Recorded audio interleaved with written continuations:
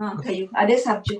પ્રકાશબેન इच्छामी कमार समूह वंदियों जवनी जाय निसी है मथे वंदाम इच्छा कारण संदेश्य भगवान इरियावयम पडिकमामि इच्छम इच्छामी पडिकम्यो इरियावयाय विराणाय गमना गमने पान कमने बियो कमने हरिय कमने ओ साउथी अपण गदग मटी मकड़ा संताना संखमणे जेने जीवा विराया एगेंदिया बेंदिया तेंदिया छोरेंदिया खचिया बिहाया बत्तिया लेसिया संगाया संगटिया परियाविया किलामिया उदविया ठाणा ठाणम संकामिया जीविया उग्रोविया तस्मिच्छामि तसौत्रीकरणं पायचित्रणं विसलीकरणं पावाणं कमाणं निगायण ठायठामि कौसरम् अनत्थ उसस्येणं निसस्येणं खास्येणं छेणं जम्बायणं मुरुणं वायनि सगणं बवनीय पितमुछाय सुहुमेम अंग संचालेहिम सुहुमेम खेल संचालेहिम सुहुमेम डिठी संचालेहिम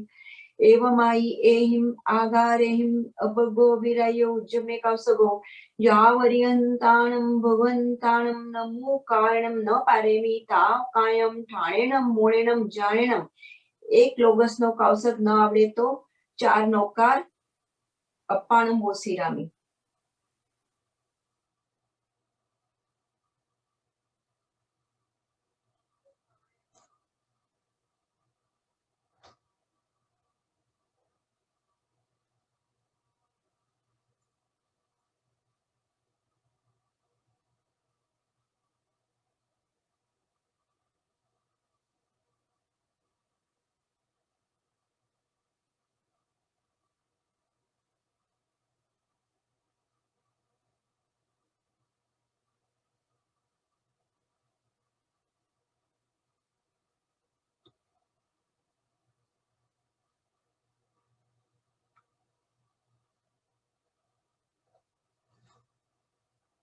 नमो हरियंताणं लोगो सौजोगरे धम्म तिथेरे जने हरियंते कीते सम 24 संपी केवली उसभमजियं च वन्दे संभवम अभिनन्दं च सुमयं च पौमपं सुपासं जिनं च चन्दकहं वन्दे सोहिं च पुष्पदन्तं स्यल सीजं सवासु पूजं च विमलमनन्तं तजनं दमं सन्तिं च वन्दामि कुन्तुमरं च मली वन्दे मुनि स्वयं च नमि झिणं च वन्दामि रिट्ठनेमि पासं तः वर्धमानं च एवमे अभिथुवा विहुय रमेला पैणजर्मणा 24 संपिजिन्वरा तिथये रामे पश्यन्तु कीर्तिय वन्दीय मय्या जे लोगो सत्मा सिदा आरुग बोइलापम समाहि वरम मूतम वन्देतु चंद्रे सुनिमला यरा ऐचेसु अहं पया सहरा सागर मंदिरा सिद्धा सिद्धि मदिसंतु नौकार नमो हरिहंताणं नमो सिद्धाणं नमो आयरियाणं नमो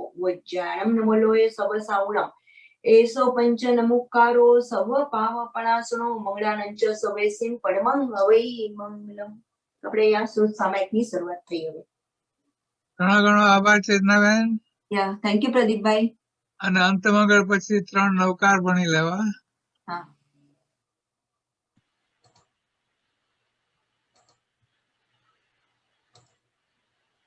આપણે એક નવકાર મંત્રથી શરૂ કરીએ। નમો હરિહંતાણં નમો સિદ્ધાણં નમો આયરિયાણં નમો વજ્જાયાણં નમો લોય સવસાહુણં એસો પંચનમુકારો સર્વ પાવપણાસણો મંગલાનંચ સવેસીમ પરમં હવૈમંગલમ। બધાને જય જીનેન્દ્ર, જય પ્રભુ, જય સદગુરુ વંદન। રમેશભાઈ પ્રણામ। જય જીનેન્દ્ર, જય પ્રભુ બધાને। આપણો આજનો બુધવારનો સ્વાધ્યાય જે મહત્વનો અત્યંત મહત્વનો ગ્રંથ જ્ઞાનસાર મહોપાધ્યાય યશોવિજયજીનો લખેલો છે, એના ઉપર આપણે સ્વાધ્યાય કરી રહ્યા હતી છેલ્લા લગભગ 15 થી 16 મહિનાથી। અને અત્યારે 15મો વિવેક અષ્ટક ચાલે છે, એનો બીજો સ્વાધ્યાય આજે આપણે છે। એ શરૂ કરતા પહેલા આપણે એક નાનું મંગળાચરણ લઈએ. મંગળમય મંગલકર વીતરાગ વિઘ્ન નમો તાહિ જાતે ગયે હરિહંતાદિ મહા અજ્ઞાનતિમિરાંધાના જ્ઞાનાંજન શલાકયા ચક્ષુરુન્મિલિतं येन તસ્મૈ શ્રી ગુરુવે નમઃ. તસ્મૈ શ્રી ગુરુવે નમઃ. મહોપાધ્યાય પૂજ્ય શ્રી યશોવિજયજીના અત્યંત ભક્તિભાવે નમસ્કાર કરીને અને દેવચંદ્રજી મહારાજને પણ અત્યંત ભક્તિભાવે નમસ્કાર કરીને સર્વ જ્ઞાની પુરુષો, આપ્ત પુરુષો સર્વને અત્યંત ભક્તિભાવે નમસ્કાર કરીને આપણે સ્વાધ્યાય શરૂ કરીએ છીએ. બધા મુમુક્ષુઓને મારા આત્મભાવે પ્રણામ. આપણે 3 ગાથા વિવેકાષ્ટક ઉપરની લીધેલી છે ગયા બુધવારે. જસ્ટ 5 મિનિટ માટે આપણે એનું જરા રિવ્યુ કરી નાખશું. પહેલી ગાથાની અંદર જેમ દૂધ અને પાણી એ બંને એકમેક થયેલા છે, સંયોગ અવસ્થા છે. સંશ્લેષ કહો, સંશ્લિષ્ટ કહો, સંયોગ અવસ્થા કહો, ક્ષીર નીરની જેમ જે એકમેક થયેલા છે, એને જુદા પાડવા એ ઘણી આકરું ભેદ જ્ઞાન છે. કારણ કે આત્મા અરૂપી છે અને દેહ ઉદ્ગવ જે છે એ રૂપી છે. આમ તો ઉદ્ગવ પણ ખરેખર પરમાણુની અપેક્ષાએ તો અરૂપી જ છે, પણ સ્કંદની અપેક્ષાએ એ રૂપી છે. અને એટલા માટે એવા બંનેને રૂપી અને અરૂપી જે દેહની અંદર એકમેક થઈને રહેલા છે એને મુનિ અને મુનિને રાજહંસ કહ્યા છે. એ બંનેને ભેદ જ્ઞાનથી વિવેક વડે બંનેને જુદા કરે છે. અને એ કેવી રીતે જુદા કરે છે એની પણ આપણે વાત કરી કે લક્ષણો દ્વારા એ બંનેનો ભેદ કરે છે, ભિન્નતા કરે છે. એ એમને આ પહેલા શ્લોકની અંદર વાત કરેલી અને પછી એમને બાહ્ય વિવેક અને અંતર વિવેક એની પણ વાત કરેલી કે ભાઈ પહેલા આપણે બાહ્ય વિવેક તો હોવો જ જોઈએ. કે આ બધું જે કંઈ છે 4 પ્રતિબંધ એના પ્રત્યે અનાસક્ત બુદ્ધિ હોવી એ બાહ્ય વિવેક છે. એટલે આપણો જે મોહ જે છે, આપણું જે માનસિક જોડાણ જે છે એના ઉપર પહેલા ઘા થવો જોઈએ. અને એને અહીંયા મહોપાધ્યાયજીએ બાહ્ય વિવેક કીધો છે. અને પછી જ્ઞાનાવરણીય આદિ દ્રવ્ય કર્મોથી આત્માને ભિન્ન કરવો એને અભ્યંતર વિવેક કીધો છે. એટલે અહીંયા છે ને કોઈને એમ થાય કે આ કંઈક અધર્વે રામ જેવું લાગે છે, પણ એમ નથી. અને આપણે એની થોડી ઘણી વાત કરેલી. અને બાય ધ વે જે 2-3 પ્રશ્ન ઊભા કરેલા, વિવેક એટલે શું, દ્રષ્ટિ એટલે શું, અને દ્રષ્ટિ દોષ એટલે શું, મુંબઈથી ઘાટકોપરથી રશ્મિભાઈએ ખૂબ મહેનત લઈને 2 પાના ભરીને એમને એનો જવાબ લખ્યા છે.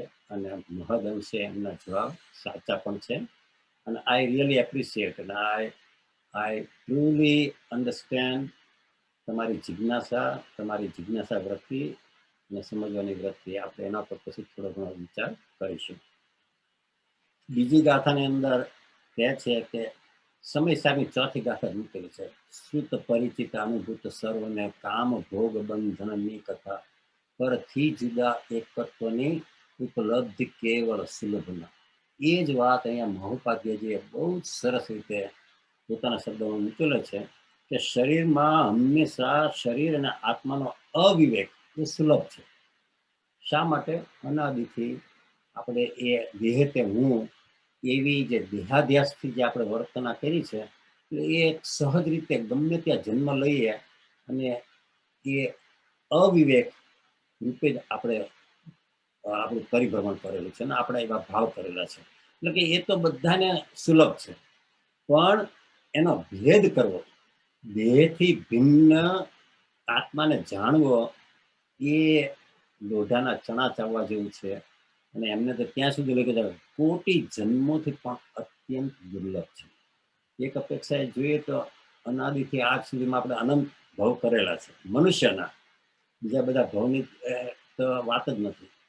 અને તેમ છતાં સમ્યક્ત્વની પ્રાપ્તિ નથી થઈ, એનો અર્થ એવો થયો કે હજી સુધી આપણે ભેદ જ્ઞાન કર્યું નથી. અને એને લઈને કહે છે કે એવો જે ભેદ જ્ઞાન, એવો જે વિવેક, એ કોટી જન્મથી પણ અત્યંત દુર્લભ છે. અને એમને પછી એની અંદર જે મુખ્ય વાત કરી હતી એ કરી હતી કે બુદ્ધિમાં આવું જાણવું કે દેહ અને આત્મા જુદા છે, એ એક વાત છે. અને દેહ અને આત્માની ભિન્નતાનો ભેદ જ્ઞાન વડે અનુભવ કરવો, કારણ કે આત્માની સત્તા વડે દેહ પ્રવર્તે જાણ, સર્વ અવસ્થાને વિશે ન્યારો સદા જણાય. અને ગુરુદેવ કાંજી સ્વામીએ પણ કીધું છે કે ભાઈ સમયે સમયે આબાળ ગોપાળ સર્વને આત્મા અનુભવમાં આવી રહ્યો છે. વેદન રૂપે અનુભવમાં નહીં, પણ એમ કે ભાઈ પ્રત્યક્ષ, એમ કે ભાઈ એ અનુભવમાં આવી રહ્યો હોવા છતાં એનું વેદન રૂપ અનુભવ ત્યાં આપણે નથી થતું. અને એના માટે ભેદ જ્ઞાન અનિવાર્ય છે, આવશ્યક નહીં પણ અનિવાર્ય છે. એ અમને બીજી ગાથાની અંદર વાત કરી. ત્રીજી ગાથાની અંદર દ્રષ્ટાંત આપ્યું કે ભાઈ જેમ ચર્મચક્ષુમાં કંઈ ખોટ હોય, રોગ તો જે કે તિમિર રોગ જેને કહે છે, તો આપણને આકાશ બિલકુલ શુદ્ધ હોવા છતાં પણ એની અંદર લાલ પીળી એવી બધી લીટીઓ દેખાય. અને આકાશમાં એવી લીટીઓ છે નહીં, પણ ચર્મચક્ષુની ડેફિશિયન્સી જે છે, કીકીની રેટિનાની જે કોઈ, એને લઈને એવું દેખાય છે. અને એને એવો ભાસ થાય છે કે આકાશમાં આવી બધી લીટીઓ છે. અને એ દ્રષ્ટાંત આપીને કહે છે કે એવી જ રીતે શુદ્ધ આત્મારૂપી આકાશમાં કોઈ કરતા કોઈ જાતના રાગ, દ્વેષ, ક્રોધ, માન, માયા, લોભ છે નહીં. પણ તારી દ્રષ્ટિના દોષને લઈને તને જે આ દેહ અને આત્મા એકરૂપ લાગે છે, અને એવી રીતે તારી વર્તના થઈ છે, અને એને લઈને જે આ બધા વ્યતિરેક ગુણો ઉત્પન્ન થાય છે, વિભાવ ટાઈપના, રાગ, દ્વેષ, ક્રોધ, માન, માયા, લોભ, એ તને તારા પોતાના હોય એવું તને ભાસે છે. જેમ પેલી લાલ પીળી લીટી પણ આમ જાણે કેમ કે છે આકાશમાં, એવું એને ભાસે છે. એવી રીતે કે ભાઈ આ શુદ્ધ આત્મા તો શુદ્ધ જ છે, ત્રિકાળ. પછી કયા નહીંથી આમ પછી વાત કરીશું, શુદ્ધ નિશ્ચય નહીંથી કહીને. પણ તેમ છતાં એને જે આ દેહ અને આત્માની અભેદતા, એકતા જે એને ભાષે છે, જેને દેહાધ્યાસ કહેવામાં આવે છે, એને લઈને એને એમ જ થાય છે કે આ રાગ, દ્વેષ, ક્રોધ, માન, મારા હું જ કરું છું, અને એ જ મારો સ્વભાવ કહો કે જે કંઈ કહો એને પોતાના ભાષે છે. એ અમને આ ત્રીજી ગાથાની અંદર દ્રષ્ટાંત આપીને વાત કરી. એમને બહુ સ્પષ્ટ કર્યું કે નિશ્ચયની દ્રષ્ટિએ આ વાત કરવામાં આવે છે. હવે ચોથી ગાથાની અંદર બહુ સરસ રીતે આપણને પછી બીજું દ્રષ્ટાંત આપીને પણ સમજાવે છે. આ જ દ્રષ્ટાંત સમયસારમાં પણ આપવામાં આવેલું છે. તો આપણે પહેલા એ ગાથા લઈએ. પાનું છે 210 અને ગાથા નંબર 4, વિવેકાષ્ટકની ચોથી ગાથા. યથા યોદ્ધે કૃતમ યુદ્ધમ સ્વામિન્યેવોપચર્યતે શુદ્ધાત્મન્ય વિવેકેન કર્મસ્કંધોજિતમ તથા. યથા યોદ્ધે, જેવી રીતે યોદ્ધાઓ, સૈન્ય, એ યુદ્ધ કરે છે, પણ કોના હુકમથી કરે છે? રાજાના હુકમથી કરે છે. પણ રાજા પોતે યુદ્ધ કરતો નથી, પણ સેના યુદ્ધ કરે છે, યોદ્ધાઓ યુદ્ધ કરે છે. તો પણ વ્યવહારથી પછી એમ કહેવામાં આવે છે કે જો રાજાએ યુદ્ધ કર્યું, રાજાએ ચડાઈ કરી, એટલે આરોપ કોના ઉપર આવે છે? રાજા ઉપર. એવી જ રીતે એમ કરીને પછી કીધું શુદ્ધાત્મન્ય વિવેકેન કર્મ સ્કંધોર્જિત યથા. તેવી જ રીતે અવિવેક દ્વારા કર્મસ્કંધનું ફળ શુદ્ધ આત્મામાં આરોપાય છે, આરોપ કરવામાં આવે છે. કે ભાઈ મને રાગ થયો, મને ક્રોધ આવ્યો, મને જરા આવો કશાય ભાવ થયો, હું જરા ઉદયમાં તણાઈ ગયો.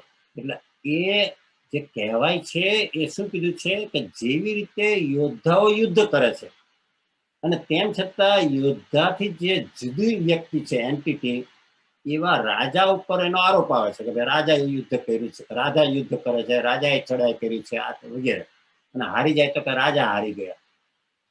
એવી રીતે જ વાત થતી હોય છે. એવી જ રીતે એ જ દ્રષ્ટાંતને સ્થૂળ અપેક્ષાએ જે દ્રષ્ટાંત આપ્યું છે ને, હવે એ ખરેખર આપણા આત્મા ઉપર લગાવે છે કે ભાઈ અવિવેક જે છે, કયો અવિવેક? દેહના આત્માની એકતા, દેહાધ્યાસ, અને એને લઈને આ કર્મ સ્કંદનું ફળ અથવા તો કર્મના ઉદયથી થતા વિભાવ ભાવો છે. કર્મના ઉદયથી થતા વિભાવ ભાવો પણ એમ કઈ આત્માએ કર્યા એમ કહેવામાં આવે છે. હવે એના ઉપર બહુ સરસ રીતે એમને જે થોડું વિવેચન કર્યું છે એ આપણે લઈએ અને પછી એના ઉપર આપણે થોડું વિસ્તાર કરીશું. વિશેષાર્થ પેલા અનુવાદ લેવે કે જેમ સૈનિકોએ કરેલું યુદ્ધ રાજામાં જ આરોપાય છે, તેમ અવિવેક દ્વારા કર્મસ્કંદનું ફળ શુદ્ધ આત્મામાં આરોપાય છે. તો કોણે આવો અવિવેક કર્યો? તો આપણે જો ખરેખર વિચાર કરીએ તો પછી એ આત્માએ જ અવિવેક કર્યો છે. દેહે અવિવેક નથી કર્યો. દેહ તો જળ છે, પૂતગળ છે. હવે આપણે વાંચીએ જરા એનો અહીંયા વિશેષાર્થ ખ્યાલ હશે. કોઈ એમ પ્રશ્ન કરે કે અમુક માણસે ક્રોધ કર્યો, બીજા માણસે ચોરી કરી, તો કોઈ એક માણસે બીજાની હત્યા કરી, તો જો આત્મા કશું કરતો જ ન હોય તો એવું કેમ બોલી શકાય? જો તમે ખરેખર એમ કહેતા હોય કે ભાઈ આત્મા તો એ કરતો જ નથી, ખાલી એના પર આરોપ આવે છે, તો પછી આપણે આવું બધું શું કરવા બોલીએ છીએ કે ભાઈ આને આનું ખૂન કર્યું, આને ચોરી કરી, આને કંઈક બીજાને કંઈક આવો આવેશમાં આવીને કીધું. આપે દુનિયા આખીમાં હજારો વર્ષથી એમ જ બોલાતું આવ્યું છે. સંસાર જે છે એ વ્યવહારથી ચાલે છે. પેલા આપણે પછી એના પર થોડો વિચાર કરશું વધારે. સંસાર બહારનો જે બાહ્ય સંસાર જે છે ઋણાનુબંધ રૂપ, એ વ્યવહારથી ચાલે છે, ઉપચારથી ચાલે છે, કે જે કયો હોય. પણ અંદરમાં નિશ્ચય અંદરમાં સ્પષ્ટ હોવો જોઈએ. આત્માની પરિણતિમાં કહો, એના અંતરમાં કહો, એના અંતરાત્મામાં કહો, એની અંદર નિશ્ચયની મુખ્યતા હોવી જોઈએ. ત્યાં વ્યવહારની મુખ્યતા કામ આવતી નથી. અને જો ત્યાં પણ વ્યવહારની મુખ્યતા રાખે તો એ તો અવિવેકી જ કહી દીધો છે. પહેલી ગાથામાં કહી દીધો છે, બધી જગ્યાએ કીધું છે. અને આખા આ વિવેક અષ્ટકની અંદર વિવેક અને અવિવેક એની જ આખી વાત આવે છે. તો કે આ બધા બોલનારા શું ખોટા છે?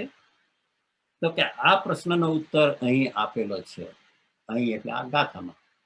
સંસારમાં આમ જે બોલાય છે તે વ્યવહારથી બોલાય છે.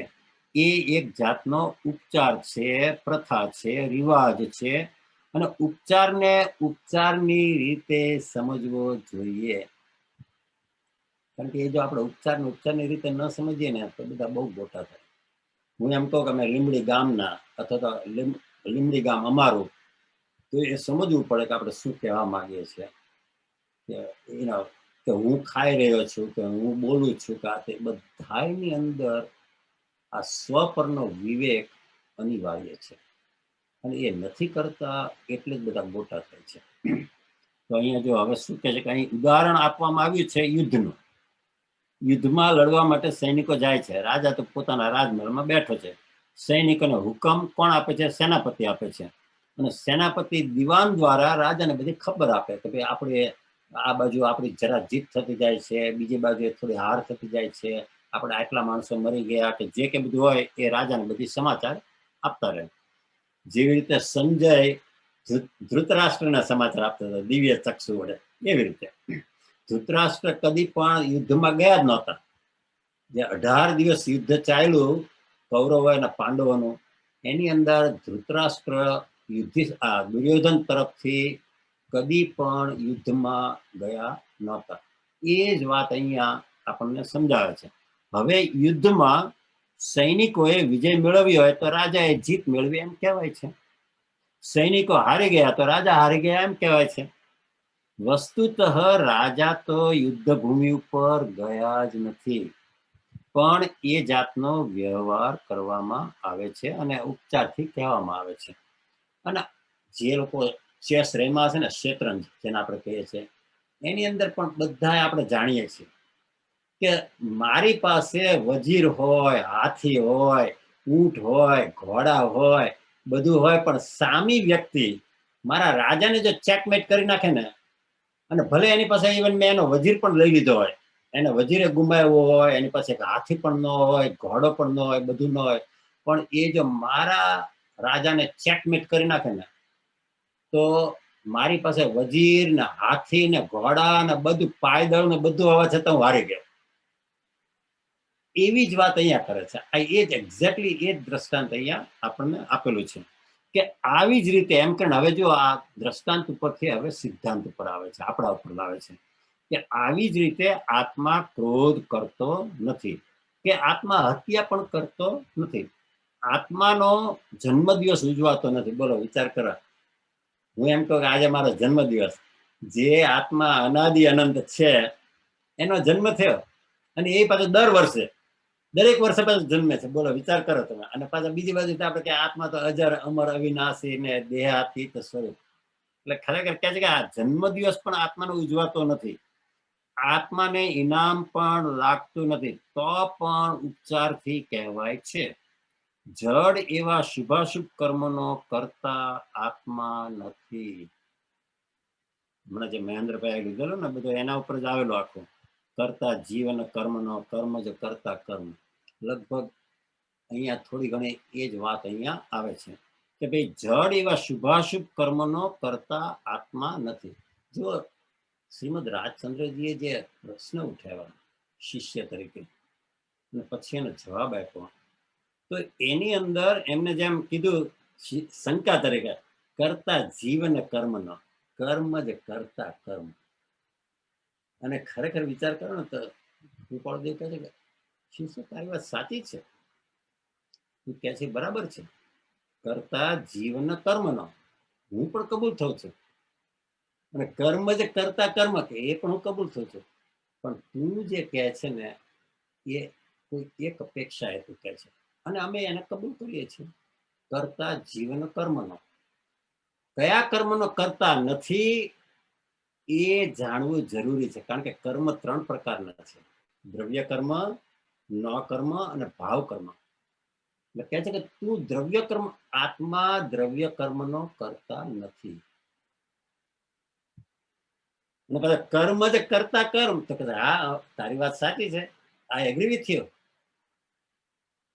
કાર્મણ વર્ગણા એ દ્રવ્ય કર્મના કરતા છે, કારણ કે કાર્મણ વર્ગણા જ કર્મ રૂપે પરિણમે છે. એટલે કર્મની અંદર વ્યાપ્ય વ્યાપક ભાવથી જોવામાં આવે તો એની અંદર કાર્મણ વર્ગણા છે, અને એને લઈને કાર્મણ વર્ગણા જ કર્મનો કરતા છે. કયા કર્મનો? દ્રવ્ય કર્મનો.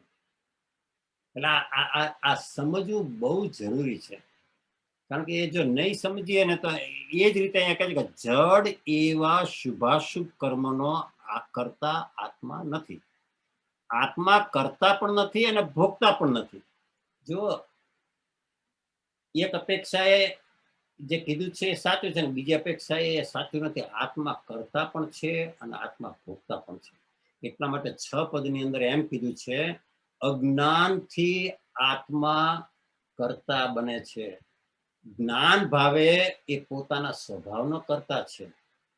એટલે એક અપેક્ષાએ કરતા નથી, બીજી અપેક્ષાએ કરતા છે.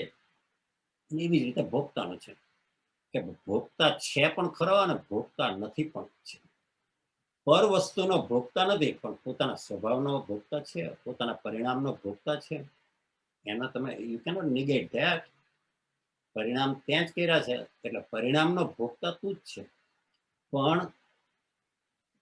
બહાર જે કર્મો જે ઉદયમાં આવી રહ્યા છે એનો કરતા તું નથી. એટલે અહીંયા શું કહેવા માંગે છે, જો આત્મા કરતા નથી અને ભોગતા નથી એમ શુદ્ધ નિશ્ચય નહીં કહે છે. જો સ્પષ્ટતા કરી, શુદ્ધ નિશ્ચય નહીંથી આત્મા પરદ્રવ્યનો કરતા પણ નથી અને પરદ્રવ્યનો ભોગતા પણ નથી. કયા નહીંથી? શુદ્ધ નિશ્ચય નહીંથી. અશુદ્ધ નિશ્ચય નહીંથી આખી વાત પછી બદલાઈ જશે. એ નય પ્રમાણે આત્મા કર્મનો કરતા છે એમ કહેવામાં અવિવેક દ્રષ્ટિ રહેલી છે. બહુ સરસ વાત કરી છે કે જો એ અપેક્ષાએ, કઈ અપેક્ષાએ, શુદ્ધ નિશ્ચયની અપેક્ષાએ જો આપણે વાત કરીએ તો કે ભાઈ કર્મ એ કર્મ રૂપે પરિણમે છે અને એ કર્મ જ પોતે ખરેખર પછી પાછા ઉદયમાં આવે છે અને ખરી જાય છે. એટલે કે એ દ્રવ્ય કર્મનો કર્તા કે ભોગતા આત્મા નથી એમ કહેવામાં. એટલે કે જો આપણે એને એના કરતા માનીએ શુદ્ધ નિશ્ચય નથી તો એ અવિવેક દ્રષ્ટિ છે, કારણ કે ત્યાં આત્મા અને કર્મનું ભેદ જ્ઞાન કર્યું નહીં. શુદ્ધ આત્મામાં એનો જે આરોપ કરાય છે તે માત્ર ઉપચાર છે. જો વ્યવહાર નયમાં આપણે એમ કહીએ ને કે રાગ મેં નથી કર્યો, હું રાગનો કરતા નથી, વાત સાચી, પણ જો વ્યવહાર નયની પાછળ અશુદ્ધ નિશ્ચય નયનું બળ છે, અથવા તો વ્યવહાર નય જે છે એ અશુદ્ધ નિશ્ચય નય સાપેક્ષ છે. ઇટ્સ નોટ એબ્સોલ્યુટ કે ભાઈ એનો કરતા નથી, એમ નથી. કારણ કે આત્માની સત્તા વડે તેહ પ્રવર્તે જાણ. આત્માએ ભાવ કર્મ ન કર્યા હોય તો કર્મ વર્ગણાની તાકાત નથી કે કર્મ રૂપે પરિણમી શકે. આ બહુ આ નાનો પોઈન્ટ હોવા છતાં બહુ વિચાર કરીને સમજવા જેવો છે કે ભાવ કર્મના સદભાવમાં ભાવ કર્મનું નિમિત્ત બનીને પામીને કાર્મણ વર્ગણા કર્મ રૂપે પરિણમે છે. નહીતર કાર્મણ વર્ગણા કર્મ રૂપે, ભલે આપણે એમ કહીએ કે કર્મ વર્ગના છે, કર્મના કરતા છે, કારણ કે પરિણ્યમાં છે તો કર્મ વર્ગના છે, પણ ક્યારે પરિણ્યમાં કે જ્યારે જીવે ભાવ કર્મ કર્યા ત્યારે. જો એને ભાવ કર્મ ન કર્યા હોય, ગમે તેવો ઉદય આવ્યો હોય, પણ જો પોતે ખરેખર સાક્ષી ભાવમાં રહે, શાંત સ્વીકાર ભાવમાં રહે, ગ્લેડ એક્સેપ્ટન્સ કરે, તો પછી નવો કર્મ બંધ થતો નથી. અને આ જ છૂટવાની ચાવી છે. અહીંયા જ ભેદ જ્ઞાન કરવાનું છે. એટલા માટે આગળ જે પહેલી જ ગાથામાં જે કીધું ને, શું કીધું પહેલી ગાથામાં? ખાલી કે સ્વજન, ઘર, મિલકત, સ્વજન, પરિવાર, શરીર બધા પરનો મોહ છોડી દેવો તે બાહ્ય વિવેક છે. એટલે કે પહેલા રાગ આદિ વિભાવ વગેરે ભાવ કર્મથી આત્માને ભિન્ન કરવો. આ જે લખ્યું છે એ જ હું વાંચું છું, એમાં મેં મારો એક પણ શબ્દ ઉમેર્યો નથી. પહેલા રાગ આદિ વિભાવ વડે ભાવ કર્મથી આત્માને ભિન્ન કરવો, પછી બીજી બધી વાત આવે છે. કારણ કે જો તું એ ભિન્ન ન કરે અને તું ભાવ કર્મ કર્યા કરે ને તું એમ કે ભાવ કર્મ મેં કર્યા, મેં રાગ કર્યો વગેરે વગેરે, તો આખી તારી આખી ગાડી જ ઊંધા પાટા ઉપર છે. એટલે પછી જેમ ઓલો ઊંધો ઘડો એક મૂકો હોય તો એના પર પછી બધા ઊંધા ઘડા જ ચડે, એના ઉપર પછી તમે સવળો ઘડો ચડાવી શકો નહીં. એટલે પહેલો ઘડો સવળો મૂકવાનો છે આપણે, અને પછી બીજું બધું ખરેખર it just false in place. જેમ આપણે અમુક પઝલ એવી હોય છે ને કે ખરેખર તમે 2 કે 3 જે છે ને એ પઝલના પીસીસ તમે સરખી રીતે જ્યાં મૂકવા જોઈએ ને મૂકો ને એટલે પછી બીજા બધા pieces they start falling in place. એના જેવું છે. એટલે આ પહેલું જે ભેદ જ્ઞાન છે બહુ અગત્યનું છે. આપણે આગળ જઈએ. સંસાર સમગ્ર સંસાર ગાઢ મિથ્યાત્વથી ભરેલો છે. એટલે સંસાર તો ઉપચાર અથવા વ્યવહારનો જ આશ્રય લેવાનો. હમણાં આપણે વાત કરીએ ને કે બહારમાં બાહ્ય સંસાર જે ઋણાનુબંધ રૂપ છે એની અંદર બધું નિમિત્ત નૈમિતિકથી થાય છે, અને ભલે દરેકે દરેક દ્રવ્ય પોતાની પર્યાયના પ્રવાહના ક્રમમાં છે, એનો નિષેધ નથી, પણ તેમ છતાં જે કે બધું બને છે પરસ્પર ઉપગ્રહો જીવાનામ કહો કે નિમિત્ત નૈમિતિક કહો કે જે રીતે કહો, એ નિમિત્ત નૈમિતિક થી જ આખો સંસાર ચાલે છે. અને આપણે પણ જે ઉભો કર્યો છે સંસાર, ઉપજે મોહ વિકલ્પથી સમસ્ત આ સંસાર, એ પણ ખરેખર નિમિત્ત નૈમિતિક ભાવને નહીં સમજવાના કારણે અને તેને કર્તા કર્મ રૂપે લેવાથી આપણે આપણો આખો સંસાર ઉભો કર્યો છે અહમ મમ રૂપે, એકત્વ મમત્વ રૂપ. આ જે અહમ મમ જે મોહરાજાનો મંત્ર જે છે ને, એ મોહરાજા એટલે બીજું કોઈ નહીં. કોઈ એમ માનતો હોય કે બહારથી કોઈ મોહરાજા કર્મર તંત્ર મોકલો છે અને એ મને હેરાન કરે છે, એવી કોઈ વસ્તુ વ્યવસ્થા નથી. જીવની પોતાની વિપરીત દ્રષ્ટિ એ જ પોતે જ ખરેખર મોહરાજા બને છે અજ્ઞાન ભાવે. અને જ્યારે એને સમજણ આવે છે ત્યારે પોતે જ મોહરાજાનું રૂપાંતરણ કરીને પોતે જ ધર્મરાજા બની જાય છે. સ્વપરનો વિવેક જેને પ્રગટ્યો છે, એ સ્વપરનો વિવેક જે છે એ ધર્મરાજાના પક્ષમાં છે. અને આત્મા અને દેહની એકરૂપતા, આ દેહ તે હું, એ મોહરાજાના મંત્ર રૂપે છે. એટલે ખરેખર આ દેહાધ્યાસ છૂટે, દેહાધ્યાસ તો નહીં કરતા તું કર્મ, નહીં ભોગતા તું તેનો, એ જ ધર્મનો મર્મ. એટલે બહુ સરસ રીતે અહીંયા વાત કરે છે. આપણે આગળ લઈએ. જગતમાં હંમેશા એમ જ કહેવાતું રહેવાનું કે ફલાણાએ ઘર લીધું, પેલા એની દીકરીની સગાઈ કરી, પેલા એ દેવાળું કાઢ્યું, કે ફલાણા ભાઈ ગાંડા થઈ ગયા. આ બધો ઉપચાર છે. કોણ કે છે? દેવચંદ્રજી મહારાજ મહોપાધ્યાયજીની ગાથા ઉપરના વિવેચનની અંદર ટીકામાં સ્પષ્ટ રીતે આપણને કહે છે, ધુરંધર આચાર્ય દેવચંદ્રજી મહારાજ, એમાં વ્યવહાર નહીં છે. જયારે આ ઉપચાર કરીએ ત્યારે એમાં વ્યવહાર નહીં છે. વિવેકી તત્વજ્ઞ મુનિએ વ્યવહાર નહીં છોડીને નિશ્ચય નહીં સ્વીકારવો જોઈએ. હવે અહીંયા મુનિની ભલે વાત કરી, પણ શ્રાવકને, મુમુક્ષુને, જિજ્ઞાસુને બધાને આ જ વાત લાગુ પડે છે. એમના માટે કોઈ જુદો ભેદ જ્ઞાનનો અભ્યાસ અને મુનિ માટે કોઈ જુદો ભેદ જ્ઞાનનો અભ્યાસ એવું નથી. એમના ભેદ જ્ઞાનના અભ્યાસની તારતમ્યતા જુદી હોય, એ વાત જુદી છે. પણ ભેદ જ્ઞાનનો અભ્યાસ તો ખરેખર તમે મિત્ર દ્રષ્ટિમાં આવ્યા ને ત્યારથી શરૂ થઈ જાય. યોગના બીજો જેને ખરેખર પ્રગટ કર્યા, ત્યાંથી ભેદ જ્ઞાનનો અભ્યાસ જાણી અજાણે શરૂ થઈ જાય છે. આ ભેદ જ્ઞાનનો અભ્યાસ એટલે તમે એમ કે છે પછી દીપરા દ્રષ્ટિમાં પહોંચો ને કે હવે મારે ભેદ જ્ઞાનનો અભ્યાસ કરવો છે, એમ નથી. તમને પોતાને એમ થાય કે હું આત્મા છું. આ આત્મા છું પહેલું પદ છે, એ પણ ભેદ જ્ઞાનનો જ અભ્યાસ છે. કારણ કે હું આત્મા છું એમ કીધું એટલે શું એમાં આવ્યું? ગર્ભિતપણે હું દેહાદી નથી, ભેદ જ્ઞાન થયું.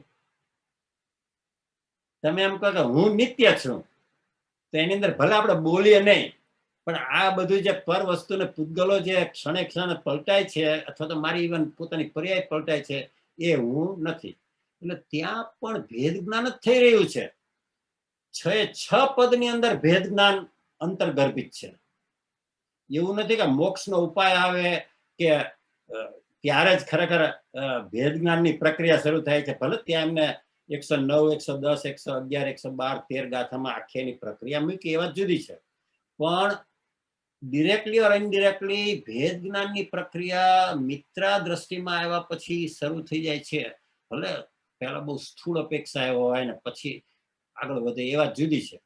પણ એના અણસાર, એના ચમકારા ભેદ જ્ઞાનના, એ તો ત્યાંથી શરૂ થઈ જાય. એટલે શું કીધું અહીંયા કે મુનિએ અથવા તો શ્રાવકે અથવા તો જિજ્ઞાસુ જીવે નિશ્ચય નહીં ગ્રહણ કરવો જોઈએ, સ્વીકારવો જોઈએ. ક્યાં? અંતર પરિણતિમાં. બહારમાં વ્યવહાર તું કર. આ મારી પત્ની છે, આ મારું ઘર છે, બધો વ્યવહાર કર. કારણ કે ત્યાં તું ભદ્રમ ભદ્રમ જેમ બોલવા જઈશ ને તો લોકો તને ગાંડાની હોસ્પિટલમાં મૂકી દેશે કે ભાઈ આ પત્ની એ તો મારી એક ભાવની સગાઈ છે અને મારે કઈ લેવા દેવા નથી, એ તો સ્વતંત્ર આત્મા છે ને, એવું બધું બોલવાનું શરૂ કરીશ ને લોકો તને ત્યાંથી કદાચ ખસી જશે કે ભાઈ આની સાથે આપણે વાતો કરશું તો આપણું કંઈક ખસી જશે. બહારમાં વ્યવહાર કર, અને બહારમાં વ્યવહાર કરવો જ જોઈએ, તો જ આખું વ્યવસ્થા તંત્ર બરાબર ચાલે. પણ અંતરમાં સમજણ બહુ સ્પષ્ટ હોવી જોઈએ. હું જયારે એમ કહું કે આ મારી પત્ની છે, ત્યારે અંતરની અંદર એટલી બધી સ્પષ્ટતા હોવી જોઈએ કે આ એક ભવની સગાઈ રૂપ સંબંધ છે. અને આંખ મીચાઈ જતા કોણ પતિ અને કોણ પત્ની એ બધું છું થઈ જવાનું છે. આપ મુવા પીછે જગ મુવા, એ સમજણ અંતરમાં હોવી જોઈએ. ઇવન આપણે જયારે એમ કે આ મારું ઘર છે ત્યારે પણ અંતરમાં સમજણ એવી હોવી છે કે આ મારું ઘર કદી હતું નહીં, છે નહીં અને થઈ શકે પણ નહીં. અને આ વ્યવહારથી પુણ્ય કર્મના ઉદયથી આ ક્ષેત્રમાં એ ભલે આવ્યું, મારા ક્ષેત્રમાં આવ્યું, પણ તેમ છતાં હું એ મારું ઘર નથી, હું એનો કરતા નથી. એટલે આ આખી બહારમાં અને અંતરમાં આવી જે સમજણ કેળવી ને એ જ ખરેખર ભેદ જ્ઞાનનો અભ્યાસ છે, બીજું કાંઈ જ નથી.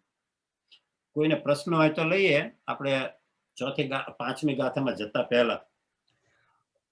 મહેન્દ્રભાઈ સારે ક્વેશ્ચન છે. મહેન્દ્રભાઈ બોલો.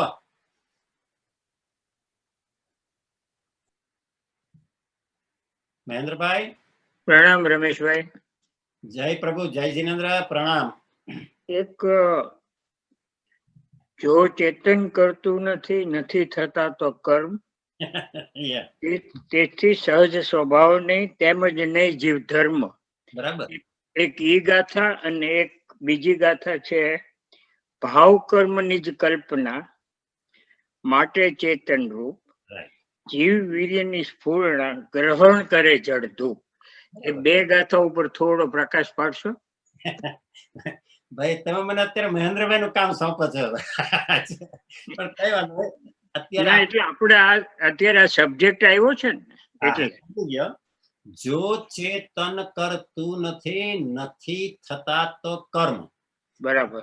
એમ કહેવા માંગે છે કે ગમે તેવા દ્રવ્યાશ્રયનો ઉદય હોય, કયા દ્રવ્યાશ્રય? મિથ્યાત્વ, અવિરતિ, પ્રમાદ, કષાય અને યોગ. બરાબર. એ કોઈ પણ દ્રવ્યાશ્રયનો ઉદય હોય એટલે તારે એ ઉદયને અનુસરીને તારે વિભાવ ભાવ કરવા જ પડે એવો કોઈ નિયમ નથી. એટલે દ્રવ્યાશ્રયના સદભાવમાં ભાવાશ્રય કરવો કે ન કરવો એ ચેતનની પોતાની સ્વતંત્રતા છે. ત્યાં જ છૂટવાની ચાવી છે, એ જ છૂટવાનો માર્ગ છે. કે ભાઈ એવું નથી કે તને આવો કોઈ અપશબ્દ કીધા એટલે તારે હવે ગુસ્સો કરવો જ પડે. એટલે ત્યાં સમજણના કામે લગાડવાની છે કે ભાઈ ભલે મારા એવા કોઈ કર્મનો ઉદય છે, ભલે દ્રવ્યાશ્રમનો ઉદય છે આ તે, પણ મારે એમાં ભળવું નથી. એટલે જો ચેતન કરતું નથી, ચેતનની વાત કરી, આખી કર્મની વાત કરી જ નથી, તો નથી થતા તો કર્મ. એટલે કર્મ ક્યારે ન થાય કે તમે ભાવ કર્મ ન કરો તો. અને ભાવ કર્મ ન કર્યા મીન્સ તમે ભાવાશ્રવ કર્યો નહીં. ભાવ કર્મ કહો, ભાવાશ્રવ કહો, એક જ છે. હવે પેલી લઈએ કે ભાઈ ભાવ કર્મની જે કલ્પના, એટલે ત્યાં પણ ખરેખર આપણે આગળ આવવાનું છે, પણ હવે અત્યારે બહુ જરાક ક્વિકલી લઈને આપણે આગળ જઈએ. ભાવ કર્મની જે કલ્પના એટલે કે હમણાં મેં આગળમાં જ ન કીધું કે કરતા જીવન કર્મનો, કર્મ જે કરતા કર્મ, તો કૃપાળદેવ પાછા એગ્રી થાય છે કે હા કે હું એગ્રી થઉં છું. કઈ રીતે કે ભાઈ કયા કર્મનો એ કરતા છે ને કયા કર્મનો કરતા નથી એ સમજવાનું છે. તો કે ભાવ કર્મનો કે તું કરતા છે, પણ કયા નહીંથી? અશુદ્ધ નિશ્ચય નહીંથી. કારણ કે એ ત્રિકાળ નથી, ત્રિકાળ સ્વભાવરૂપ નથી, પણ તેમ છતાંય તું એનો કરતા છે. શા માટે? જો આ વાત મેં મહેન્દ્રભાઈ સાંભળેલું, પણ ભલે એમને કહેવાનો ભાવાર્થ બધો બરાબર હતો, પણ ત્યાં એને એમ સમજવાનું છે મહેન્દ્રભાઈ કે વ્યાપ્ય વ્યાપક ભાવ છે, એટલે ક્ષણિક એ સમયે એનો કરતા થયો. કારણ કે વિભાવ આખા આત્મામાં વ્યાપેલો છે. એવું નથી કે મારા આ ભાગમાં જ જે આત્માના પ્રદેશો છે ત્યાં જ છે કેવું. એટલે મારા આત્માના અસંખ્ય પ્રદેશોમાં એ વિભાવ ભાવ વ્યાપેલો છે. એટલે વ્યાપ્ય વ્યાપક ભાવની અપેક્ષા એ એનો કરતા છે. પણ તેમ છતાં બીજી કન્ડિશન એને લાગુ પડતી નથી. કઈ? કે આદિ, મધ્ય અને અંતમાં એને વિભાવ નથી. જ્યારે એ મોક્ષ સિદ્ધશિલા ઉપર જશે ત્યારે એ વિભાવ એનો કાયમના માટે છૂટી ગયો હશે. એટલે ભલે આદિ એટલે ભૂતકાળમાં હતો, ભલે અત્યારે વર્તમાનમાં હોય, ભલે ભવિષ્યમાં અમુક સમય સુધી આપણે મોક્ષ ન થાય ત્યાં સુધી હોય, પણ તેમ છતાં એક તમારો સ્વભાવ નથી. જો સ્વભાવ હોય તો સિદ્ધ ભગવાનનો પણ વિભાવ થવો જોઈએ. એટલે એ અપેક્ષા કીધું ભાવ કર્મની જે કલ્પના માટે ચેતન રૂપ, એટલે તું એનો એ વખતે કરતા છે. પણ કયા નહીંથી? અશુદ્ધ નિશ્ચય નહીંથી. અને એ જ જીવ વીર્યની સ્ફૂર્ણા. હવે એ ભાવ કર્મની સ્ફૂર્ણા એટલે ભાવ કર્મની અસર લઈને અથવા તો ભાવ કર્મને લઈને હવે ગ્રહણ કરે જળધૂપ. જળધૂપ એટલે કાર્મણ વર્ગણા. એ હવે ગ્રહણ કરીને કર્મરૂપે પરિણમીને આપણા આત્માને ચોપે છે. બરાબર બરાબર. અને છૂટે દેહાધ્યાસમાં તમારું સંપૂર્ણ ભેદ જ્ઞાન થાય પછીની વાત છે ને, છૂટે દેહાધ્યાસ નહીં કરતા તું કરું. સંપૂર્ણ ભેદ જ્ઞાન જેવું તો ખરેખર આમ તમે વિચાર કરો ને તો ભેદ જ્ઞાનની પ્રક્રિયા તો ચોથે ગુણસ્થાનથી છેક 14મા ગુણસ્થાનના અંત સુધી એ શૈલેષીકરણ કરે ત્યાં સુધી છે ભેદ જ્ઞાન. ત્યાં પણ યોગનો નિરોધ કર્યો ને, ત્યાં પણ યોગથી છૂટા પડ્યા કે નહીં? એટલે ત્યાં પણ ભેદ જ્ઞાન છે. 4 અઘાતી કર્મથી છૂટા પડ્યા ને, 4 અઘાતી કર્મ સાથેનું ભેદ જ્ઞાન કર્યું. ત્યાર પહેલા આપણે ઘાતી કર્મ સાથેનું ભેદ જ્ઞાન કર્યું 12મા ગુણસ્થાનના અંત સુધી. અને પછી અઘાતી કર્મનું આપણે કરવું પડે, કારણ કે યોગનો પણ નિરોધ તો કરવો જ પડશે. એટલે આમાં સંપૂર્ણ ભેદ જ્ઞાન કે એવો શબ્દ સામાન્ય રીતે ભેદ જ્ઞાન સાથે એટલા માટે સમયસરમાં કીધું છે કે જેટલા જીવો પાયમાં છે એ ભેદ જ્ઞાનના અભ્યાસથી પાયમાં છે, અને જેટલા જીવો નથી પાયમાં ને મારા તમારા જેવા જે હજી રખડે છે એ ભેદ જ્ઞાનના અભાવને લઈને રખડે છે. હવે એની અંદર આ જ્ઞાનીની વાત જરા જુદી છે કે ભાઈ એમને ભેદ જ્ઞાન કરેલું છે, પહેલા એક કષાયની ચોપડીનો અભાવ પણ કર્યો છે, એટલે એ એમના માટે હવે અલ્પ સંસાર રહ્યો છે, 2, 4, 6 ભાવ કે વધુ 15 ભાવ. પણ તેમ છતાં હજુ પણ એ આગળ વધશે, ભેદ જ્ઞાનના અભ્યાસથી જ આગળ વધે છે. 4થે ગુણસ્થાનેથી 5મે ગુણસ્થાને, 6થે ગુણસ્થાને, 7મે બધે ભેદ જ્ઞાનનો અભ્યાસ અભ્યાસ અને અભ્યાસ જ. ને મિચ્છામિ સંપૂર્ણ ભેદ જ્ઞાન નહોતું, પણ નિશ્ચય સંકિત થયા પછીનું એમ કેવું હતું. રાઈટ રાઈટ બરાબર. છૂટે દેહાધ્યાસમાં. ના બરાબર રાઈટ. એટલે આપણને અત્યારે બુદ્ધિમાં સમજણ હોય કે આ દેહ કે હું નથી, એ આપણી બુદ્ધિમાં બુદ્ધિપૂર્વકની સમજણ છે, અને એ પણ જરૂરી છે. કારણ કે જ્ઞાનમાં તમે જાણશો ને ત્યાં સુધી તમે ભેદ જ્ઞાનને કેવી રીતે કરશો? એટલે પહેલા બુદ્ધિમાં એનો નિર્ણય કરવો પડે કે ભાઈ આ આત્મભાવ છે અને આ અન્ય ભાવ છે. કૃપાળુ દેવ તો બધું આખું આમ જેને કે ને આમ સ્પષ્ટ આપ્યું છે આપણા હથેળીમાં આમ, પણ આપણે વિચાર નથી કરતા કે ભાઈ હું દેહાદી સ્વરૂપ નથી, દેહ સ્ત્રી પુત્ર આદિ કોઈ મારા નથી. અન્ય ભાવમાં મૂકી દીધું બધું. તો કે આત્મભાવમાં શું આવે કે હું શુદ્ધ ચૈતન્ય સ્વરૂપ અવિનાશી એવો આત્મા છું. આત્મભાવ. આ જો તારો નિર્ણય થયો પાક્કો તત્વ નિર્ણય કે આ હું નથી અને આ હું છું, પછી જ જીવ સાચા અર્થમાં ભેદ જ્ઞાનના પ્રયોગાત્મક અભ્યાસમાં આવી શકે છે. કારણ કે આ પહેલા સ્પષ્ટતા હોવી જોઈએ. તત્વ નિર્ણય કર્યા વગર ભેદ જ્ઞાનનો અભ્યાસ થઈ શકે નહીં. ભલે બુદ્ધિમાં ગમે એટલી મોટી મોટી વાત કરે, બંધ મોક્ષ છે, કલ્પના વગેરે, આ તે અજર અમર અવિનાશ બધું, પણ તેમ છતાં જો હજી એને તત્વ નિર્ણય જ નથી થયો, હજી બુદ્ધિમાં જ એને બેઠું નથી કે આ હું નથી ને આ હું છું, તો એને પછી ભેદ જ્ઞાન પ્રયોગાત્મક અભ્યાસમાં આવવાનો પ્રશ્ન જ ઉભો નથી થતો. એટલા માટે તો એમ મૂક્યું વર્તે મોહાવેશમાં. ભલે વાત એને કરી બધી બહુ જ સરસ, બંધ મોક્ષ છે, કલ્પના, બહુ ઊંચી વાત કરી, પણ અંતર પરિણતિમાં મિથ્યાત્વ છે. વર્તે મોહાવેશમાં ત્યાં એ ભેદ જ્ઞાન સ્વપ્રનો વિવેક ન કરી શકો.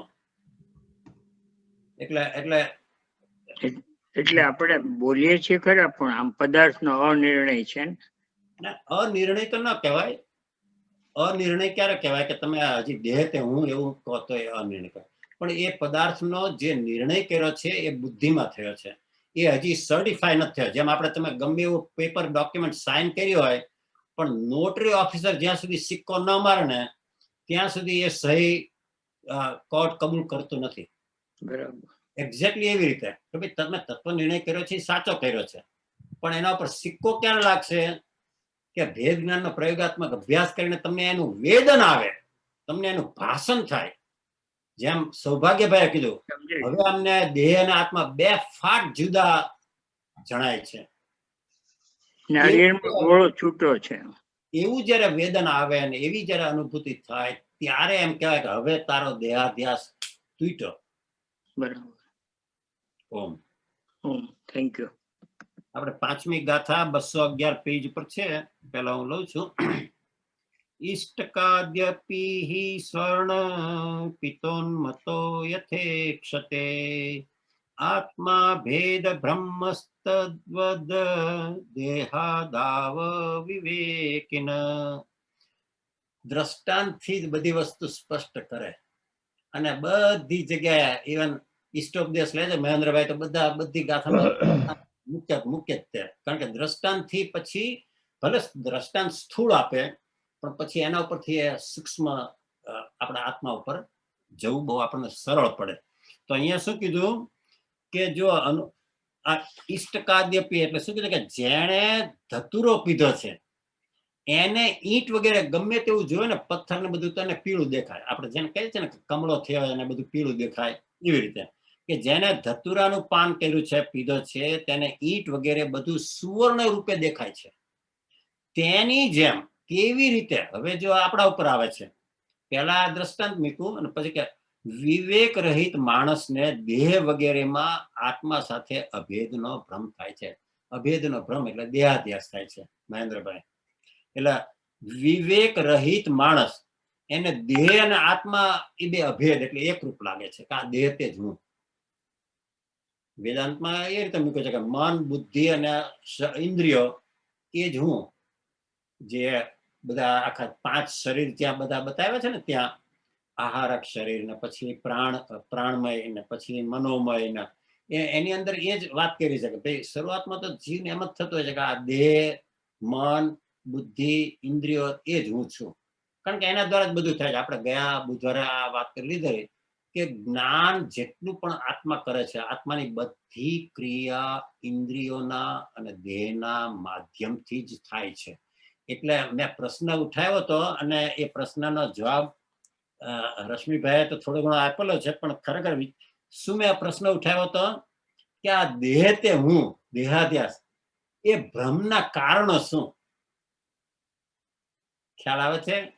કારણ કે એની પાછળ કારણો છે. એમને કઈ ભગવાને કઈ ભૂરકી નાખી દીધી ને હવે મને બસ એમ જ થાય કે દેહ તે હું અને એમને પછી એ ભગવાન જયારે જેમ વેદાંત કહે ને કે ભાઈ આ પછી પ્રોજેક્ટ થયું છે અને એ પાછું બધી સંકેલી લેશે લીલા ત્યારે આપણે પાછા સરસ રીતે બ્રહ્મમાં ભળી જશું. એમ નથી. આપણામાં સ્પષ્ટ કીધું છે કે ભાઈ તને આ જે દેહાધ્યાસ થાય છે ને એની પાછળ કારણો છે અને એ કારણો આપણે લીધેલા અત્યારે આપણે ડિટેલમાં નથી જવું પણ પહેલું એવું તો અત્યંત નિકટવર્તી છે સંયોગ એક. બીજું બધી ઇન્દ્રિયો 5 ઇન્દ્રિયો બહિર્મુખ છે એટલે ખરેખર આપણો જ્ઞાન ઉપયોગ છે ને it is always projected outside અને પ્રયત્નથી પછી એને અંદર લાવવો પડે છે આપણે જે એનો સ્વભાવ છે સહજ. કારણ કે કદી જ્ઞાન ઉપયોગ અને આત્મા કદી છૂટા પડે જ નહીં પણ એની અનાદિની વૃત્તિને લઈને અને 5 ઇન્દ્રિયોની બહિર્મુખતાને લઈને એનો ઉપયોગ તરત જ જે કઈ બધા જ્ઞેયો દેખાય છે ને એ બાજુ દોડી જાય છે અને એને લઈને પછી એનો આ દેહાધ્યાસ વધુ ને વધુ થાય છે. ઇન્દ્રિયના માધ્યમથી જ આપણને બધી જ્ઞાન ક્રિયા થાય છે.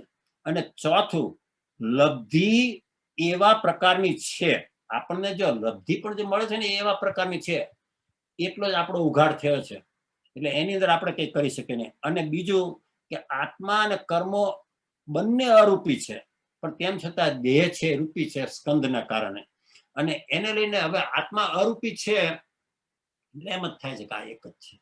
અને પછી આગળની ગાથામાં આવે છે કે કઈ રીતે આંધળા અને લંગડાનું દ્રષ્ટાંત અને એમ કરીને સમજાવે છે આ દેહાધ્યાસની પાછળના કારણો એ આપણે આગળ ગાથા આવે ને ત્યારે આપણે લઈશું. એટલે અહીંયા શું કહે છે કે અવિવેકના કારણે દ્રષ્ટિમાં થતા વિપર્યાસ માટે અહીંયા બીજું દ્રષ્ટાંત આપવામાં આવ્યું છે. કયું? આપણા ધતુરાના પાનનો જે વાત કરીએ કે ધતુરાના પાન ફૂલ અને ધતુરાના બી એ ઝેરી ગણાય છે ને માદક ગણાય છે. નશો ચડે એનાથી. ધતુરાના છોડને કે એના ફૂલને પશુઓ પણ ચરતા નથી. પશુઓ પણ સમજે છે કે આને હું ચારો આજે ચાવીશ ને તો પતી ગયું. એટલું જ નહીં એ હોય ત્યાંથી આઘા રહે છે પશુઓ. આ મનુષ્યો જ એની પાસે જાય છે કારણ કે એને જાણી જોઈને નશો ચડાવે છે બિચારા પશુઓ તો ખરેખર જાણી ઉલટા ત્યાંથી આગા જતા રહે. બોલો, આપણે તો પશુમાંથી ગયા. એટલા માટે ખેતરની વાડે ધતુરા વાવેલા હોય છે. આ એક દ્રષ્ટાંત સમજાવવા માટે કીધું છે. હવે જો કોઈ માણસ ધતુરાના રસનું પાન કરે તો એને નશો ચડે છે અને એને બધું સોનેરી દેખાય છે. એને ઈંટ બતાવવામાં આવે ને તો પણ એને સોનાની ઈંટ લાગે. પણ આપણે જાણીએ છીએ કે આ નશાનો જ પ્રભાવ છે. સારા સાર વિવેકના અભાવનું જ એ કારણ છે. હવે આ દ્રષ્ટાંત થયું કે ભાઈ એવું કંઈક આપણે માદક નશો લીધો હોય, ધતુરાનું હોય કે પછી કોઈ દારૂ પીધો હોય કે કંઈ પણ હોય, અને એને લઈને તને જે બધું આખું જે જુદું દેખાય, અહીંયા ધતુરાને એટલા માટે લીધું કે તને બધું પીળું દેખાય છે અને પછી તું એમ માને છે કે સુવર્ણ છે. હવે આ દ્રષ્ટાંત ઉપરથી સિદ્ધાંત ઉપર આવે છે અને આપણા ઉપર આખું દ્રષ્ટાંત લાવે છે. આવી જ રીતે જે ઉપર કહ્યું આપણે એ રીતે અવિવેકના કારણે અજ્ઞાની જીવો દેહ એ જ આત્મા છે એવા ભ્રમમાં રહે છે. અવિવેકના કારણે. કયો અવિવેક? તો કે ભાઈ આ દેહ અને આત્મા બેને એક માનીએ છીએ એ તરફ અવિવેક. એ અવિવેક ક્યાંથી આવ્યો? તો કે મોહ મદિરા પીધી છે ત્યાં. એટલે આપણે જે આવે છે ને કંઈક પેલું, અત્યારે મને જલ્દી યાદ નથી આવતું, પણ મરકટ જેવું મન મારું અમારું જ્યાં ત્યાં કૂદકા ખાય, મોહ મદિરા ઉપર પીધો અને પાપે પ્રવર્ત થાય. વહાલા મારા હૈયામાં મને રાખજે. મોહ, એક તો મરકટ જેવું મન. આપણું મન એટલું બધું ચંચળ છે કે એક દિવસની અંદર હજારો વિકલ્પ કરી નાખે છે. એટલે એક તો આવો અનાદિથી આપણો મનનો અત્યંત ચંચળ સ્વભાવ, અને એમાં મોહ મદિરા પીધી. કઈ મોહ મદિરા? દ્રષ્ટિની વિપરીતતા, દર્શન મોહ. અને એને લઈને એને બધું ઊંધું જ દેખાય છે ખરેખર. અને એ આ બે વસ્તુ ભળે છે, એને લઈને એને નશો ચડે છે. અને એ નશો એટલે બીજું કાંઈ નહીં, આ દેહ તે જ હું, આ મન બુદ્ધિ અને ઇન્દ્રિયો એ બધું હું. એવા ભ્રમમાં એ રહે છે. એટલે દેહનું હલનચલન જુએ છે, એટલે દેહને જ ચેતન સ્વરૂપે માને છે. કારણ કે આત્મા તો દેખાતો નથી. બધી ક્રિયા, અત્યારે બોલવાની પણ ક્રિયા થઈ રહી છે, મારી ચર્મચક્ષુથી તમને બધાને જોવાની પણ ક્રિયા જે થઈ રહી છે, બધી ક્રિયા તમે જોશો તો દેહની ક્રિયા જ છે. અને એને લઈને ખરેખર એમ જ થાય કે આ બોલું છું એ દેહના કારણે બોલવાનું થાય છે. આ તમને બધાને જોઉં છું તો ચર્મચક્ષુથી જોઉં છું. એટલે ખરેખર જો જીવ થોડો ઊંડો વિચાર ન કરે ને તો એને સ્પષ્ટ રીતે એવું જ લાગે કે આ જ મારું સ્વરૂપ છે. અને દેહ યોગથી ઉપજે, દેહ વિયોગે નાશ. અને અથવા વસ્તુ ક્ષણિક છે, ક્ષણે ક્ષણે પલટાય. એમ કરીને પછી ત્યાં સમજાવે છે. અહીંયા શું કીધું કે દેહ અને આત્મા, જડ અને ચેતન એક ક્ષેત્રાવગાહે નીર ક્ષીરની જેમ રહેલા હોવાથી, આપણે જે પહેલી ગાથામાં વાત કરી હતી, દેહ અને આત્મ તત્વની અભિન્નતા જ સમજે છે. દેહ અને આત્મ તત્વ આ બે દ્રવ્ય છે. જો, અને સમાધિ શતકની અંદર એ ગાથા પણ ત્યાં છે. અગ્ન પંગુની, એનો રાગ મને અત્યારે, અગ્ન પંગુની દ્રષ્ટિને માને અંધામાય, અભેદગ્ન જીવ દ્રષ્ટિને માને ચેતનમાય. અજ્ઞાન જે છે, અજ્ઞાની જીવ છે, એ પંગુની દ્રષ્ટિ જે છે એને પોતાની દ્રષ્ટિ માને છે. અને એ દ્રષ્ટાંત બહુ જાણીતું છે, એટલે આપણે બહુ એના પર વિક્રમ નહીં જઈએ કે દાવાનળની અંદર આંધળો અને લંગડો બે ફસાયેલા, અને બે માંથી કોઈ જ એકબીજાની સાથે મૈત્રી ન કરે તો બંને દાવાનળમાં મરે. એટલે લંગડો છે આંધળાના ખભા ઉપર બેસી ગયો, આંધળાની પાસે પગ છે પણ દ્રષ્ટિ નથી, અને લંગડાની પાસે દ્રષ્ટિ છે, આંખ છે પણ પગ નથી. અને એ બંનેની મૈત્રીને લઈને પછી ઓલો લંગડો કહે ને કે ભાઈ આ બાજુ દાવાનળ નથી, આ બાજુ ચાલ, અને ચાલે. પણ તમે દૂર ઉભા હોય અને તમે પાછળથી જોતા હોય તો તમને એવું જ લાગે કે આ એક જ એન્ટિટી છે. આ આંધળો કઈ વિચાર કર્યા વગર, ક્યાંય અટકા કર્યા વગર ક્યાં ટર્ન લેવાનો ને કઈ બાજુથી નીકળવાનું બધું કરે છે. એમ જ લાગે કે એ પોતાની દ્રષ્ટિથી જ ચાલી રહ્યો છે. બહુ સરસ દ્રષ્ટાંત આપ્યું છે. એવી રીતે એ દ્રષ્ટાંતને અહીંયા ઘટાડ્યું છે કે દેહ અને આત્મ તત્વ એની અભિન્નતા એ સમજે છે. શા માટે કે એને એક તત્વ તો દેખાતું જ નથી ચર્મચક્ષુથી. એટલે દેહ કોની જગ્યાએ છે? આંધળાની જગ્યાએ. અને આત્મ તત્વ છે લંગડાની જગ્યાએ છે. આત્મ તત્વ એકલું કાંઈ પણ ક્રિયા કરી શકે નહીં. એટલે હવે એ આત્માની સત્તા વડે દેહ પ્રવર્તે જાણ. એટલે આત્માની ઈચ્છા પ્રમાણે દેહની બધી ક્રિયાઓ થાય છે. અત્યારે મારી બોલવાની ક્રિયા પણ થાય છે એટલા માટે કે ભાઈ મને સ્વાધ્યાય કરાવવાની જે ઈચ્છા થઈ છે અને એને લઈને જે સ્વાધ્યાય કરાવું છું એટલે બોલવાનું થાય છે, અથવા તો વિચારવાનું થાય છે, બધી રીતે. એટલે ખરેખર આંધળો અને લંગડો એનું આપણે સમજતા નથી, કારણ કે આત્મા દેખાતો નથી. એટલે ખરેખર એક જ એન્ટિટી દેખાય છે, દેહ. દેહ જ બધું કરે છે. જો ને એને કઈક સામે દેખાય તો પછી એ રીતે એનું વર્તન થાય છે. આ બધું એટલે આત્મા તો જાણે છે જ નહીં ને એવું જ એને થાય છે કે આ દેહ તે જ હું. અને એને લઈને વસ્તુતઃ પૂતગલ સ્કંધો મૂર્ત છે અને આત્મા અમૂર્ત છે. અને પૂતગલના ગુણધર્મો જુદા છે અને આત્માના ગુણધર્મો જુદા છે. જો એટલા માટે લક્ષણથી ભેદ જ્ઞાન કરવાનું છે. જો બંને રૂપી હોત ને તો પછી લક્ષણની જરૂર જ નથી પડતી મોટે ભાગે. જેમ કે ઘઉં ને કાંકરા બંને રૂપી હતા, ફટાક દઈને કાંકરા જુદા ને ઘઉં જુદા. એવી જ રીતે એમને બીજું દર્શન કેવું આપ્યું હતું? ઝવેરીનું આપ્યું હતું. રત્ન હોય અને કાચના રંગીન 2-4 ટુકડા હોય તો એ તો તરત જ એની પાસે પરખવાની શક્તિ હોય એટલે એ જુદા કરી નાખે. પણ હવે અહીંયા જે આપણે બે ને જુદા કરવાની પરખવાની જે વાત કરીએ છીએ એમાં એક અરૂપી છે. હમણાં આત્મા દેખાતો હોત ચર્મચક્ષુથી અને આ દેહ તો આપણે કહીએ કે આ અંદર અહીંયા જે બધા રહ્યું છે ને એ આત્મા છે, પણ એ દેખાતો નથી. લક્ષણથી જુદા પાડવાના છે. અને પ્રદીપભાઈ જે આપણે મિશન વ્યૂહ વાળા છે ને એમને ક્રિયા અષ્ટક વખતે એમને પ્રશ્ન પૂછેલો અને મેં લીધેલા. અને કે ભાઈ આ ભેદ જ્ઞાનને 10 રીતે મેં એમને કીધેલું કે બે વચ્ચે આપણે ભેદ જ્ઞાન કરવાનું છે. રાગ અને આત્મા વચ્ચે. રાગ એટલે વિભાવ અને આત્મા એટલે સ્વભાવ. એટલે વિભાવ અને સ્વભાવ કહો કે રાગ અને આત્મા કહો એક જ છે. તો એની અંદર એમને તો ખરેખર પછી મને બીજા બુધવારે પણ કીધું કે તમે થોડું રિપીટ કરો, 5-6 એમ નથી નહોતા લખણ આપે. આપણે વેરી ક્વિકલી અત્યારે લઈ લઈએ છીએ કે રાગ ને તમે જો વિચાર કરો ને તો રાગ ક્ષણિક છે. સમયે સમયે આપણો રાગ ભાવ બદલાય છે. જ્યારે આત્મા ક્ષણિક નથી, એ નિત્ય છે. રાગ પરાધીન છે, કારણ કે કર્મના ઉદયના નિમિત્તે થાય છે.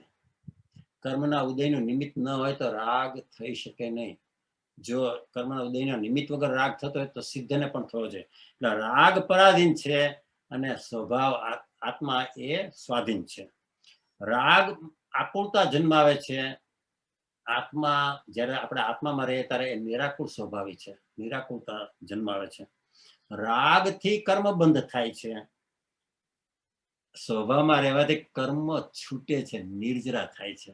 જો આ લક્ષણનો વિચાર કરો ને ત્યારે સ્પષ્ટ દેખાય, અથવા તો આપણને ખ્યાલ આવે કે ખરેખર આ બંને તદ્દન જુદા છે.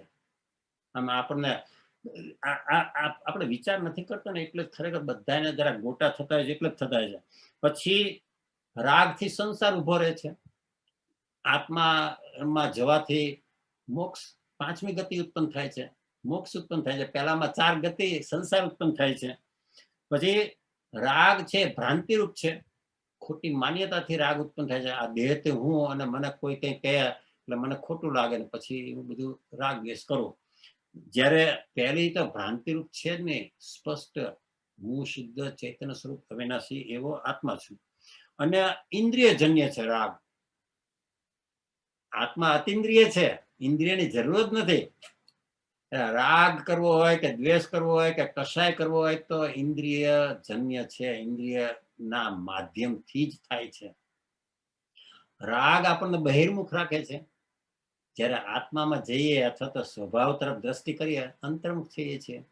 એટલે એક બહિર્મુખ છે, એક અંતર્મુખ છે, અને છેલ્લા બે રાગ છે વિનાશી છે, આ અવિનાશી છે, અજર અમર અવિનાશી ને દેહાદી છે. રાગ છે ઉપાધિરૂપ છે અને આ નિરુપાધિ છે. જો આ ખરેખર હજી તો આની અંદર બીજા કેટલા ઉમેરવા હોય તો ઉમેરી શકાય. આ બધા જે અજર અમર અવિનાશી ને નિરાગી નિર્વિકારી સચ્ચિદાનંદ સ્વરૂપ, એ બધાની અંદર નિરાગી છે તો રાગી છે, નિર્વિકારી છે તો અવિકારી છે. એવી રીતે તમે જો સાચા અર્થમાં સમજણપૂર્વક ભેદ જ્ઞાન કરો તો આત્મા અરૂપી હોવા છતાં આપણને એનું ભાષણ થાય. તમે જ્યારે કઈ એવો પ્રતિકૂળ પ્રસંગ બનતો હોય અને તમે એકદમ શાંતિ રાખો, તમારી મનોવૃત્તિ નિરાબાદ રહે, તમને એ શાંતિનો અનુભવ થાય. અને એ જે શાંતિનો અનુભવ થયો એ આત્માની શાંતિ છે. એ શાંતિ ગુણ દ્વારા તમે આત્માનું ભાષણ કરી રહ્યા છો. આ વસ્તુ જેમ જેમ તમે સમજશો ને એમ તમને થશે કે આટલું સહેલું છે એવું લાગે આપણને. અને આપણે જો એ કઈ પણ એવો પ્રતિકૂળ પ્રસંગ બને ને આપણે એમાં તડી પડીએ, આવેશમાં આવી જઈએ, ફલાણું ટીકણું આતે, તો આપણી આત્માની શાંતિ હણાઈ જાય છે. આત્માની અનુભૂતિ થતી નથી, આત્માનું ભાષણ થતું નથી. અશાંતિ એટલે મનની અશાંતિનું વેદન થાય છે અને એને લઈને ખરેખર આપણે રખડીએ છીએ. આ બંનેનું ભેદ જ્ઞાન તમે જો વિચારપૂર્વક કરો તો જ થાય.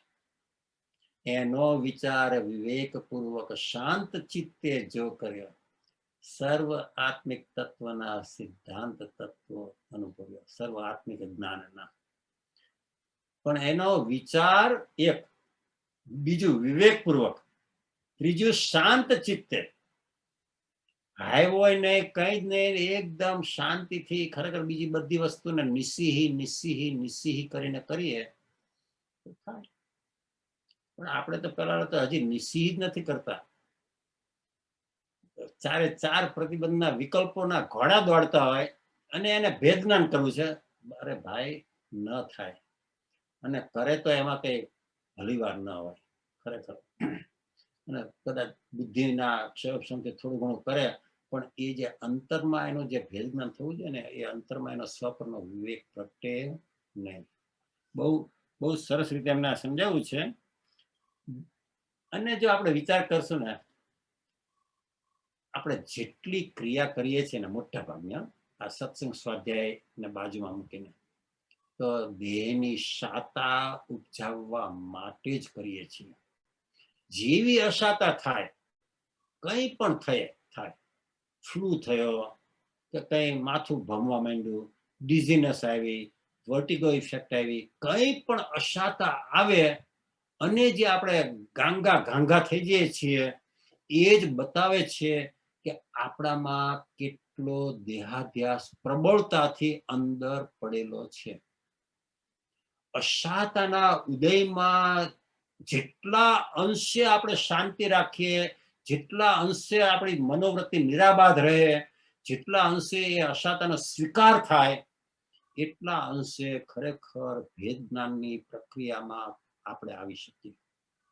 આ એટલી સીધી ને સરળ વાત છે. એ પ્રોસ્ટેટ કેન્સર થયું હોય મને, કોઈને કંઈક બીજું કંઈ થયું હોય, એ વખતે અંતરમાં કેટલા બટરફ્લાય ફ્લાય થાય છે, એના ઉપરથી જ આપણે જ પોતે નક્કી કરી શકીએ કે હજી મને કેટલો બધો દેહાધ્યાસ છે અથવા તો નથી, અથવા તો અંશે છે, પણ એવો ગાઢ પ્રગાઢ દેહાધ્યાસ નથી. એવું આપણે જ નક્કી કરી શકીએ. પણ એ ક્યારે કે પ્રતિકૂળતા વખતે આપણને જે કઈ થોડા ઘણા વિચાર ને બધું આવ્યું હોય, એના ઉપર ચિંતન કરીએ તો, પરિણામનું અવલોકન કરીએ તો, આ ફરીને એ જ વાત આવવાની છે અંતર્મુક્તની સાધનાની. એટલા માટે પરિણામનું અવલોકન ઉપર આપણે આખો 1-2 કલાકનો સેશન લીધેલું આપણે. પણ જીવ પરિણામનું અવલોકન કરતું, પ્રસંગનું અવલોકન કરે છે. પ્રસંગનું અવલોકન કરવામાં હોશિયાર છે. હું આમ ગયો હતો ને એને મને આમ કીધું ને પછી તો મને આમ થયું ને, આ પ્રસંગ છે. પણ પ્રસંગ વખતે તારા પરિણામની અંદર શું બધી વધઘટ થઈ, આરોહ અવરોહ આવ્યા, એનું અવલોકન કરે ત્યારે તારું કામ થવાનું છે. પ્રસંગ તો કર્મકૃત છે. અઘાતી કર્મના ઉદયને લઈને પ્રારબ્ધ ઉદયમાં આવેલું છે. જો સારું હોય તો શુભ અનુકૂળ પ્રસંગ મળે અને અશુભ હોય તો પ્રતિકૂળ પ્રસંગ મળે. એની અંદર તો હું કે તમે ફેરફાર કરવા માગીએ તો પણ ન કરી શકીએ, અને ત્યાં પાછા આપણે ફેરફાર કરવાના પ્રયત્ન કરીએ છીએ. એ જ આપણું અજ્ઞાન. ઉદયમાં ફેરફાર કરવાની બુદ્ધિને જ્ઞાનીઓએ અજ્ઞાન કહ્યું છે. ફેરફાર કરવાની બુદ્ધિ, પોતાની ઈચ્છા પ્રમાણે એ ઉદયને ફેરવી નાખો. કારણ કે આપણે ઘણી વાર એવું જ કરતા હોય છે. હું ચંદુભાઈને ઇન્વાઇટ કરો અને ફોન કરીને કહું, ચંદુભાઈ તમે આવતીકાલે આવો મારા ઘરે કે આ તે કંઈ પણ, અને ચંદુભાઈ કે ભાઈ અનુકૂળ નથી, એટલે આપણે બધા દોડ્યા કે કેમ શું છે, એટલે એ કહે કે ભાઈ મારે અહીંયા જવાનું છે. એ તો તમે પછી શુક્રવારે જઈ શકો કે ગુરુવારે જવાનું છે. કાલે એમ કરીને એને બચારાએ જે પ્લાન કર્યો હોય ને એ પ્લાનમાં આપણે ફાચર મારવાનો પ્રયત્ન કરીએ. કેમ કે મારે તમને કાલે બોલાવવા છે, કાલે આવો, મારી ઈચ્છા પ્રમાણે આવો. આવી જે આપણી વર્તણૂક હોય છે ને, પોતાનું ધાર્યું કરવાની વૃત્તિ કહો, ઉદયમાં ફેરફાર કરવાની વૃત્તિ કહો, પોતાની ઈચ્છા પ્રમાણે થાય એવી અંદરમાં અપેક્ષા રાખવાની વૃત્તિ, આ વૃત્તિને થોડી બહુ અઘરી છે.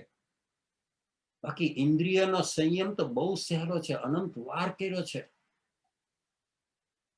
આપણે અંતર્મુક્તની સાધનામાં મેં કીધેલું કે ખરેખર આ 5 ઇન્દ્રિયનો સંયમ કરવો ને એ એટલું આપણે અઘરું માનીએ છીએ, એટલું અઘરું નથી. એમાં થોડું એવું દેહનું શરીરનું સંગ્રહણ જોઈએ, થોડી ભૂખા રહેવાની શક્તિ થોડી એવી, જે આપણને એવી રીતનું શરીર મળ્યું હોય, કોઈનું ડિહાઇડ્રેશન ન થતું હોય, કોઈનું એટલું બધું ડિહાઇડ્રેશન થતું હોય કે ઠામ ચોવિયારે ન કરી શકતો હોય. એ બધું તમારા મારા હાથમાં નથી. અને જે હાથમાં છે ત્યાં આપણે પુરુષાર્થ નથી કરતા. બહુ વિચાર માગી લે એવી વાત છે ખરેખર. અને એ જ વાત અહીંયા કરી છે કે અવિવેકી માણસ સમજી શકતો નથી, તેથી તે સંસારમાં પરિભ્રમણ કરે છે. જો પોતાનું જ કારણ આપી દીધું કે તારા કારણે તું જ પરિભ્રમણ કરે છે.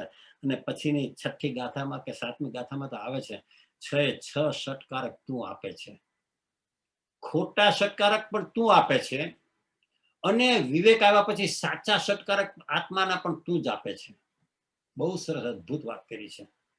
આ 5મી ગાથામાં કોઈને પ્રશ્ન હોય તો આપણે લઈએ.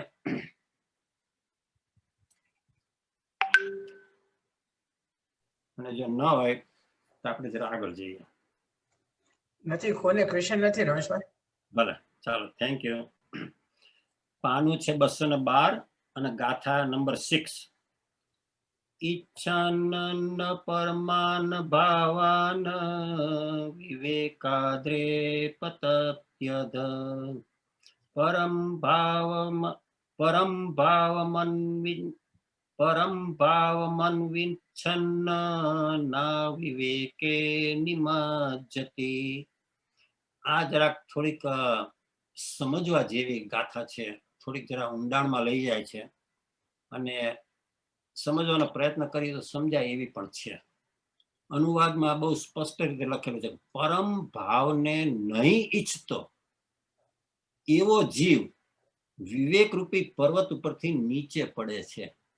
આખી ભેદ જ્ઞાનની પ્રક્રિયામાં જુદી જુદી રીતે આપણને સમજાવવાનો પ્રયત્ન. પરમ ભાવને નહીં ઈચ્છતો એવો જીવ વિવેક રૂપી પર્વત ઉપરથી નીચે ગબડી પડે છે. અને પરમ ભાવને શોધતો જીવ, જિજ્ઞાસુ જીવ, મુમુક્ષુ જીવ, આત્માર્થી, જ્ઞાની, શ્રાવક, સાધુ, મુનિ, બધા પરમ ભાવને શોધતો એવો જીવ તે અવિવેકમાં નિમગ્ન થતો નથી. ઘણીવાર અવિવેક જોર પણ કરી જાય, અને રાગ પણ થઈ જાય, આવેશ પણ આવી જાય, પણ એમાં નિમગ્ન થતો નથી. આ બહુ અદ્ભુત વાત કરી છે. એટલા માટે તો તરત જ પૂર્ણતાના અષ્ટક પછી મગ્નતાનું અષ્ટક મૂકેલું. તારે જો ખરેખર પૂર્ણતાની પ્રાપ્તિ કરવી હોય તો આત્મામાં મગ્ન થવું જ પડશે, આત્મલીનતા કરવી જ પડશે. અહીંયા મગ્નતા પર વસ્તુની વાત કરે છે કે જેને અવિવેક, જેને પરમ ભાવની ઈચ્છા જ નથી, હજી એને પરમ ભાવ શું, મારો પારણિક ભાવ શું, મારો શુદ્ધ ભાવ શું, શુદ્ધાત્મા શું, હજી એને પૂર્ણતાનું લક્ષ્ય નથી થયું, તો એવો જીવ તો વિવેકરૂપી પર્વત ઉપર ચડી જ ન શકે. અને પ્રયત્ન કરો કે ગબડે. એને એમ થાય કે હું ભેદ જ્ઞાન કરું છું, પણ એ ભેદ જ્ઞાનના બદલા ખરેખર નીચે જ જતો હોય. એટલે એવો જીવ નીચે પડે છે. પણ જેને પરમ ભાવની શોધતો, જેને કંઈક અંશે પરમ ભાવ શું છે, નાયક ભાવ શું છે, શુદ્ધાત્મા સ્વરૂપ શું છે, એનો કંઈક નિર્ણય કર્યો હોય, કંઈક એનું થોડું ચિંતન કર્યું હોય, કંઈક એના પ્રત્યે સંવેગ પ્રગટ્યો હોય કે જે સમ્યક્તનું લક્ષણ છે, તો એવો જીવ હજી અવિવેકમાં હશે, કારણ કે સમ્યક્તની પ્રાપ્તિ થઈ નથી, પણ એમાં મગ્ન નહીં થાય, એમાં ચીટકું નહીં થાય. ચીટકું થયા એટલે ગયા. અને જો ચીટકું ન થાવ અને થોડા રાગ દ્વેષ થઈ જાય, કોઈ કંઈક કીધું એને તરત થોડું લાગી આવે, પાછા આપણે તરત સેન્ટરમાં આવી જઈએ, એ એક મુમુક્ષુતાનું લક્ષણ છે. કેટલી જલ્દીથી તમે સેન્ટરમાં આવી જાઓ છો. ઘણા જીવો તો 10-10 વર્ષ સુધી યાદ રાખે, સેન્ટરમાં આવવાની વાત જ ન કરે. બહુ આપણે વિચાર નથી કરતા ને, આપણે એમ મને છે કે ના મેં મિચ્છામી દુક્કડમ કહી દીધું, મેં સોરી કહી દીધું, આ તે. અરે પ્રભુ, આપણું મિચ્છામી દુક્કડમ એ આજે આખો મેરુ પર્વત છે ને, એનો એક અંશ નથી. અથવા તો બીજી રીતે કહીએ તો મિચ્છામી દુક્કડમ છે ને, એ અનાદિની વૃત્તિ રૂપી જે પર્વત જે અંદર પડ્યો છે, અથવા તો એવી ઊંડી ખીણ પડી છે, એવી વખારમાંથી એક આમ નાનો રાગ દ્વેષનો જે નમૂનો નીકળ્યો ને, એક નાનો નમૂનો છે.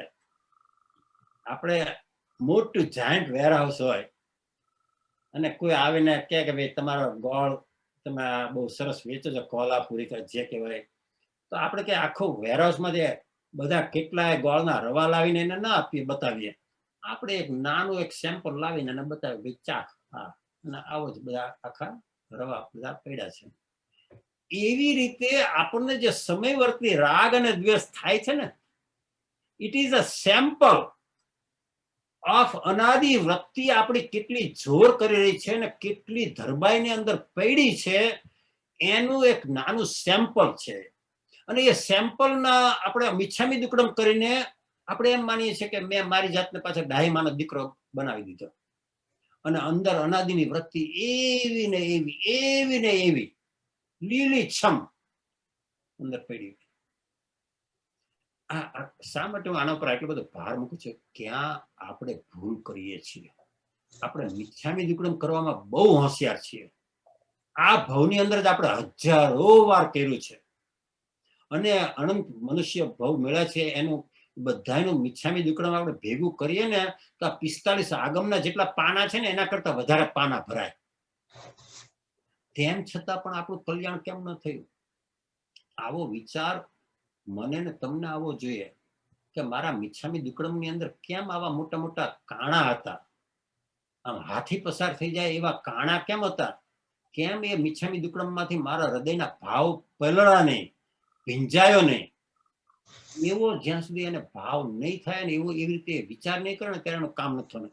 એ જ વાત અહીંયા એમને બહુ સરસ રીતે કહે છે. પરમ ભાવને શોધતો તે અવિવેકમાં નિમગ્ન થતો નથી. અહીંયા હજી સમ્યક્ત્વની તો વાત હજી આગળ આવશે. પહેલા તો નિમગ્ન થવાનું તો બંધ કર. જ્ઞાની આપને ચાપખો મારે છે ખરેખર કે ભાઈ તારાથી રાગ દ્વેષ નથી છૂટતા, અમે સમજીએ છીએ. અનંત કાળનો તારો અનાદિનો અભ્યાસ છે, એમ કે ફડાક દઈને રાગ દ્વેષ છૂટી જાય એમ કોઈને નથી બનતું હતું. ભવદેવ જેવા ભવદેવને 36 વર્ષ પંચ મહાભારતનું પાલન કર્યું તો નાગીલાને પોતાના મનમાંથી દૂર ન કરી શક્યા. તો હું ને તમે કઈ વાડીના મૂળી? એનો વાંધો નથી. વાંધો શેનો છે? અહીંયા શું કે છે કે તું નિમગ્ન થાય છે એનો વાંધો છે. તું એને જે પોતાનું સ્વરૂપ માની બેસે છે, એની અંદર તું જે ખરેખર આમ તન્મય થઈ જાય છે, એ તન્મયતા અનંતાનું બંધીનો પ્રકાર છે. એ તન્મયતા દર્શન મોહ છે. રાગ દ્વેષ તો ચારિત્ર મોહ છે. આમ એટલું બધું સ્પષ્ટ મને તો દેખાય. અને ઘણી વાર તમને એમ થતું છે કે રમેશભાઈ પછી આ જ વાત વારે વારે કરે છે. અરે આ જ કરવાનું છે પ્રભુ. રાગ દ્વેષ એ ચારિત્ર મોહ છે, પણ એ રાગ દ્વેષ ને પોતાનો માયનો, એના સારો માયનો, એના ભલો માયનો, મેં કર્યું એ બરાબર કર્યું છે એવું જે પોતાની ઊંધી વિપરીત માન્યતા છે રાગ દ્વેષ સંબંધીની, એનું જ નામ નિમગ્નતા, અને એ જ અનંતાનુબંધી, એ જ દર્શન મોહ. રાગ દ્વેષથી બંધ પડે છે અને આ નિમગ્નતાથી અનુબંધ પડે છે. આ ખરેખર આ ગાથા ઉપર જયારે આજે બપોરે વિચાર કરતો હતો ને, મેં તો આ ખરેખર આ ગાથામાં હું પછી બહુ આગળ વધી શકીશ કે નહીં એવું મને થતું હતું. ખરેખર આપણે બંધનો ખૂબ વિચાર કરીએ છીએ અને બંધને અટકાવવાના પ્રયત્નો પણ કરીએ છીએ, દમન રૂપે કે જે રીતે ગણવું એમ, પણ અનુબંધનો આપણે વિચાર કરતા નથી કે મારો અનુબંધ શુભ છે કે અશુભ છે. અને એ અનુબંધ સંસારમાં રખડાવનાર છે. અનુબંધ એ અનંત સંસારની શૃંખલા છે. બંધ એ અનંત સંસારની શૃંખલા નથી. બંધ તો જ્ઞાનીઓને પણ થાય છે, પણ એ અનંત સંસારની કડી રૂપે એ બંધ નથી. દેવલોકમાં જાય, થોડું ભોગવી લે, પછી પાછા મનુષ્ય થઈને પાછું પોતાનો પુરુષાર્થ આગળ વધારે અને પાછા નીકળતા જાય. એટલે એ બંધ કરતા હોવા છતાં પણ નીકળતા જાય છે. અને અજ્ઞાની શુભ ક્રિયા કરીને નિર્જરા જેવું કરતો હોય, આમ એવું આમ બહાર ચર્મચક્ષુ છે એમાં આશ્રવા પરિસરવા જે લખ્યું છે ને એનું એ જ અર્થમાં લખ્યું છે કે તને એ જે સંયમ રૂપી તું ક્રિયા કરે છે ને એનો અનુબંધ અશુભ છે ને એટલે એ આશ્રવ બની જાય છે. અને જ્ઞાની શુભ ક્રિયા રૂપી સંવર નથી કરતા અને ખાતા પીતા હોય અને બહાર સંસારની કઈ ક્રિયા કરતા હોય, તેમ છતાં એનો શુભ અનુબંધ છે અંતરમાં, એટલે એને સંવર થાય છે. એ સંસારની ક્રિયાથી પણ લેપાતા નથી. અહોસમ દ્રષ્ટિ જીવડો કરે કુટુંબ પ્રતિપાળ, અંતર્ગત ન્યારો રહે જેમ ધાવ ખીલાવત બાળ. રિયલી બહુ અદ્ભુત વાત કરી છે. આપણે વિશેષ અર્થ લઈએ.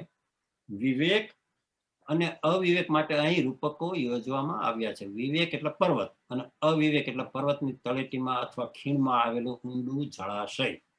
આ વસ્તુ છે ને હમણાં આગળ પર્વત એટલે ઉર્ધ્વતા, આપણે ઊંચે જઈએ છીએ ને એટલે ઉર્ધ્વતા, અને તળેટી એટલે અધો, નીચે જવું. અને એ અર્થમાં અહીંયા વિવેકને લાવ્યા છે. આ વિવેક અધ્યાત્મક ક્ષેત્રનો લોકોત્તર વિવેક છે. આપણે પહેલી ગાથામાં જ આવેલું લૌકિક વિવેક અને અલૌકિક અથવા તો લોકોત્તર વિવેક. અવિવેક પણ એ જ ક્ષેત્રનો છે. જ્યાં અજ્ઞાની અવિવેક કરે છે ત્યાં જ જ્ઞાની વિવેક કરે છે. એવું નથી કે અજ્ઞાની જ્યાં અવિવેક કરે છે ને તો એવું એનું આખું છે એટલે બચારો શું કરે, એવું જો જ્ઞાની ન તો એને અવિવેક થયો, એમ નથી. જ્યાં અજ્ઞાની અવિવેક કરે છે ત્યાં જ જકાર જ્ઞાની વિવેક કરે છે.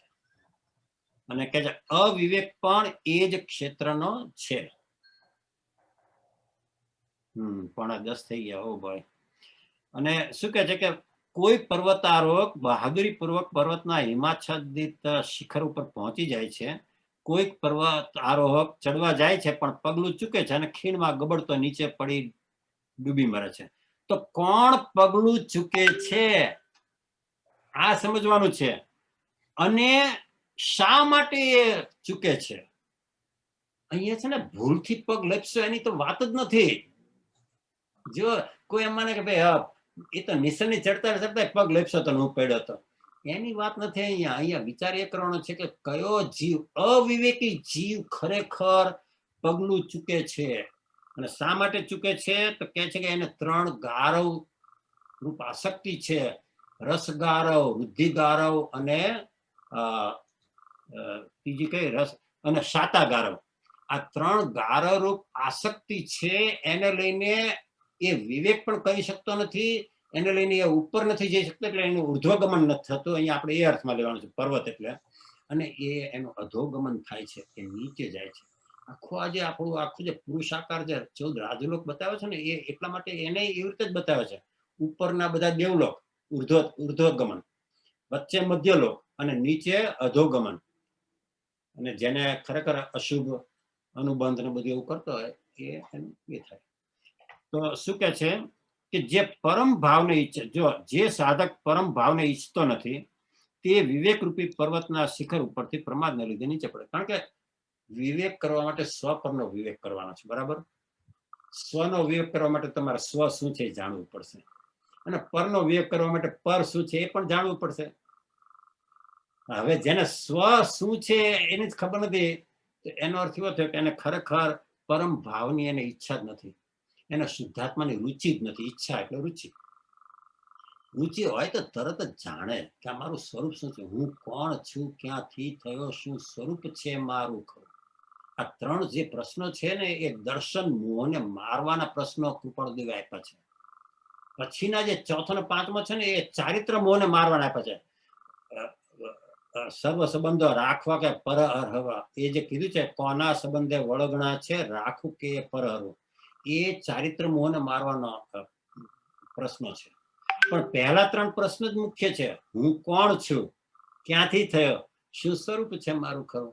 હવે એનો વિચાર ન કર્યો હોય તો તને ખરેખર શુદ્ધાત્માની રુચિ જ નથી, આત્મરુચિ જ નથી. અને આત્મરુચિને સમ્યક દર્શનનું બીજ કીધું છે, સીધી વાત છે. એટલે એને લઈને શું થાય છે કે જેને એ પરમ ભાવને ઈચ્છે છે ને એને સ્વની રુચિ છે, એટલે એ કંઈક અંશે વિવેક કર્યા કરશે કે ના મારે આવું નથી કરવું, આ મને રખડાવશે. અદ્રષ્ટ ફળનો વિચાર કરવો એ પણ ભેદ જ્ઞાનનો પ્રકાર છે કે ના મારે આવા ભાવ નથી કરવા, આ તો મને નરક બાજુ લઈ જશે. એનો અર્થ એવો થયો કે ત્યાંથી એને પાછા વળવું છે, ભેદ જ્ઞાનની પ્રક્રિયા. બહિર્મુખમાંથી અંતર્મુખ થવાની જે પ્રક્રિયા, જે વિચાર, જે પરિણામ આપણે કરીએ એ એક યા બીજી રીતે આપણને ભેદ જ્ઞાનના અભ્યાસ તરફ લઈ જાય છે. અને અહીંયા શું કીધું કે આવો જીવ બહુ સરસ કહે, પર્વત આરોહકની કસોટી કરનાર કોણ છે, તો કે રસ ગારવ, વૃદ્ધિ ગારવ અને શાતા ગારવ. અને આ ત્રણ વસ્તુ જે છે ને એટલે એને ખરેખર વિવેક આવે જ નહીં. ભેદ જ્ઞાન તો થવાની વાત બહુ બહુ દૂર રહી. કારણ કે રસ ગારવમાં ઇન્દ્રિય લોલુપતા આવી. રસ, પાંચ ઇન્દ્રિયોના વિષયોનો રસ, ખાલી સ્વાદેન્દ્રિયની જ વાત નથી. પછી વૃદ્ધિ ગારવમાં મનની માનસિક રોગ આવ્યો, પદની, પ્રતિષ્ઠાની, એ બધાની એને ખરેખર આમ ખેવ ના હોય કે મારું પદ, હું ટ્રસ્ટી બન્યો છું, હું મેનેજર બન્યો છું, હું પ્રેસિડેન્ટ બન્યો છું. એટલે ત્યાં મનને લીધું. અને શાતાગારોમાં દેહને લીધો, દેહાશક્તિ. એટલે આ ત્રણ જે છે ને ત્યાં ખરેખર જીવ રખડવાનો જ છે, અનંત કાળથી રખડો છે ને, હજી રખડતો રહેશે જો આ ત્રણને મોળા નહીં પાડે તો. અને એને લઈને પછી એમ કીધું છે કે એ આને લઈને શું થાય છે કે ત્યાં રોકાઈ જાય છે. કંઈક થોડું માન મળે, કંઈક જરા કોઈ એમ કે રમેશભાઈ તમે બહુ સરસ સમજાવ્યું, આમ તરત જ ખરેખર ત્યાંથી લપસવાનું શરૂ થાય, જો આપણે જાગૃત ન હોય તો. એટલે કે આ ત્રણ ગારવ જે છે, ગારવ એટલે આસક્તિ, એટલે રસની આસક્તિ, રસ અને વૃદ્ધિની આસક્તિ અને શાતાની આસક્તિ, એને લઈને એનું મન લોભાય છે, એને લઈને એનું ઉર્ધ્વગમન નથી થતું, એને લઈને એનું અધોગમન થાય છે. એ જ વાત અહીંયા કરી છે. અને એ જ અહીંયા એમને એમ કીધું છે કે આવી આસક્તિ જ્યાં છે ત્યાં જો ન હોય તો આત્મા જયારે ઉર્ધ્વગમન કરતો હોય છે ત્યારે એની વિશુદ્ધિને પરિણામે લબ્ધિ સિદ્ધિ પ્રગટ થાય છે.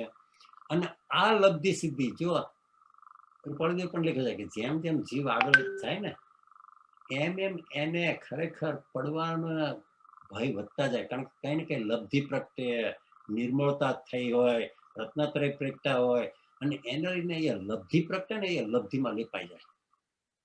સિદ્ધિ કહો, લબ્ધિ કહો, કઈ પણ એમ કે બોલા પથ્થરને સોનું કરવાનું કે લોઢાને સોનું કરવાનું કે કઈ પણ એવું જે કઈ એવી લબ્ધિ કે સિદ્ધિ પ્રાપ્ત થઈ હોય ને, અને જો એના પ્રત્યેનો મોહ અને આસક્તિ રહી ગઈ ને, ગયા. એ જે આવેલા બે ભાઈની વાત આપણે કરેલી, પછી આપણે લેશું. અને પછી આગળ એમ કે છે એ આપણે આ પાનું 214 ઉપરનું જે થોડું બાકી છે ને એ આપણે આવતા બુધવારે લઈશું. બહુ જ અદ્ભુત રીતે મહોપાધ્યાયજીએ આ વિવેક અષ્ટકની અંદર જે ભેદ જ્ઞાનની પ્રક્રિયા, સ્વપરનો વિવેક, અવિવેક કોને કહેવો, અવિવેકી જીવની કેવી હાલત થાય છે, અવિવેકી જીવના દ્રષ્ટાંતો બતાવ્યા, વિવેકી જીવના પણ દ્રષ્ટાંતો બતાવ્યા. આ જે દ્રષ્ટાંત ઉપરથી પછી આપણે સિદ્ધાંત ઉપર આવવું અને એના પર થોડો વિચાર કરીને આપણે ભેદ જ્ઞાનની પ્રક્રિયામાં વધુ ને વધુ આગળ વધવું, એ જ આપણું કર્તવ્ય હોવું જોઈએ. મેં આટલું મુખપાઠ કર્યું અને મેં આટલા શાસ્ત્રોનો અભ્યાસ કર્યો અને હું હવે બહુ સરસ રીતે બધું સમજાવી શકું છું, ફટાફટ ગટાગટ બધા નામ બોલી જઈ શકું છું, તાણો ભેદ નામકર્મના ભેદ છે એ પણ આમ ફટ બોલી જાઉં છું, એનાથી કાર્ય થવાનું નથી. એ થોડું ચિંતન કરવા માટે એકાંતવાસમાં હોય ત્યારે એમાં મદદરૂપ થાય છે. એના માટે તો પ્રયોજનભૂત થોડું જાણવું પર્યાપ્ત છે. એના માટે તારે આ બધું 16 કારણ ભાવના ને બધા 16 કારણ કયા ને શું ને ફટાફટ બોલ્યા ને આ તેને એ બધું ઠીકાઠીક, એ બધું થોડું યાદ શક્તિનું પ્રદર્શન જ છે. બાકી નહીં તો મારુષ ને માતુષ સિવાય પામી ગયા છે. એટલો ભયંકર જ્ઞાનાવર્ણ્ય કર્મનો ઉદય હતો, તેમ છતાં પણ પામી ગયા. કારણ કે મોહનીયનો ક્ષય હતો. સમ્યક્ત્વની પ્રાપ્તિ માટે, સ્વપરનો વિવેક કરવા માટે મોહનીયનો ક્ષયોપશમ અનિવાર્ય છે. જ્ઞાનનો ક્ષયોપશમ પ્રયોજનભૂત છે. જેટલો થોડો જાણવો જોઈએ એટલો. અને એનાથી કોઈને કઈ પ્રશ્ન હોય તો લઈએ આપણે. પ્રદીપભાઈ, મહેન્દ્રભાઈ. મને એક પ્રશ્ન છે. પેલા એક કોમેન્ટ કરવી હતી કે તમે આજે ઘણી બધી બહુ સરસ સૂક્ષ્મ વાતો સમજાવી, એટલે આ સ્વાધ્યાય ફરીથી સાંભળવા જેવો છે. ખરેખર તમને કહું, આજે બપોરે આ એક જ છઠ્ઠી ગાથા ઉપર મારે 1.5 કલાકથી વધારે સમય થયો હતો. મને એમ થયું ઓ માય ગોડ, મારે હજી બીજું કરવાનું છે. પણ આમ એના વિચાર ને એનું આમ કીધું છે, આ દેવચંદ્રજી મહારાજ આમ કે છે, અને એના વિચારમાં જ ખરેખર બહુ તમે ઘણી વસ્તુ બહુ ઉપયોગી સમજાવી આજે. અને સમજીએ છૂટકો છે પ્રદીપભાઈ ખરેખર. પછી એક કોમેન્ટ એવી હતી કે આપણે કીધું કે આત્માની ઈચ્છા વડે દેહની બધી ક્રિયા થાય છે, એ બરોબર છે, પણ એમાં પણ મર્યાદા છે. કારણ કે પુણ્ય હોય તો થાય, નહીં તો એ પણ ન થાય. પણ ઈચ્છા તો તોય કરી શકે, ઈચ્છા કરી શકે, પણ એ ઈચ્છા પ્રમાણે થાય. ઈચ્છાની પૂર્ણતા થવી કે ન થવી એ તમારા હાથમાં નથી. બરાબર. ઈચ્છા કરવી એ જીવના હાથમાં છે. એ જ એની નબળાઈ છે. રાઈટ.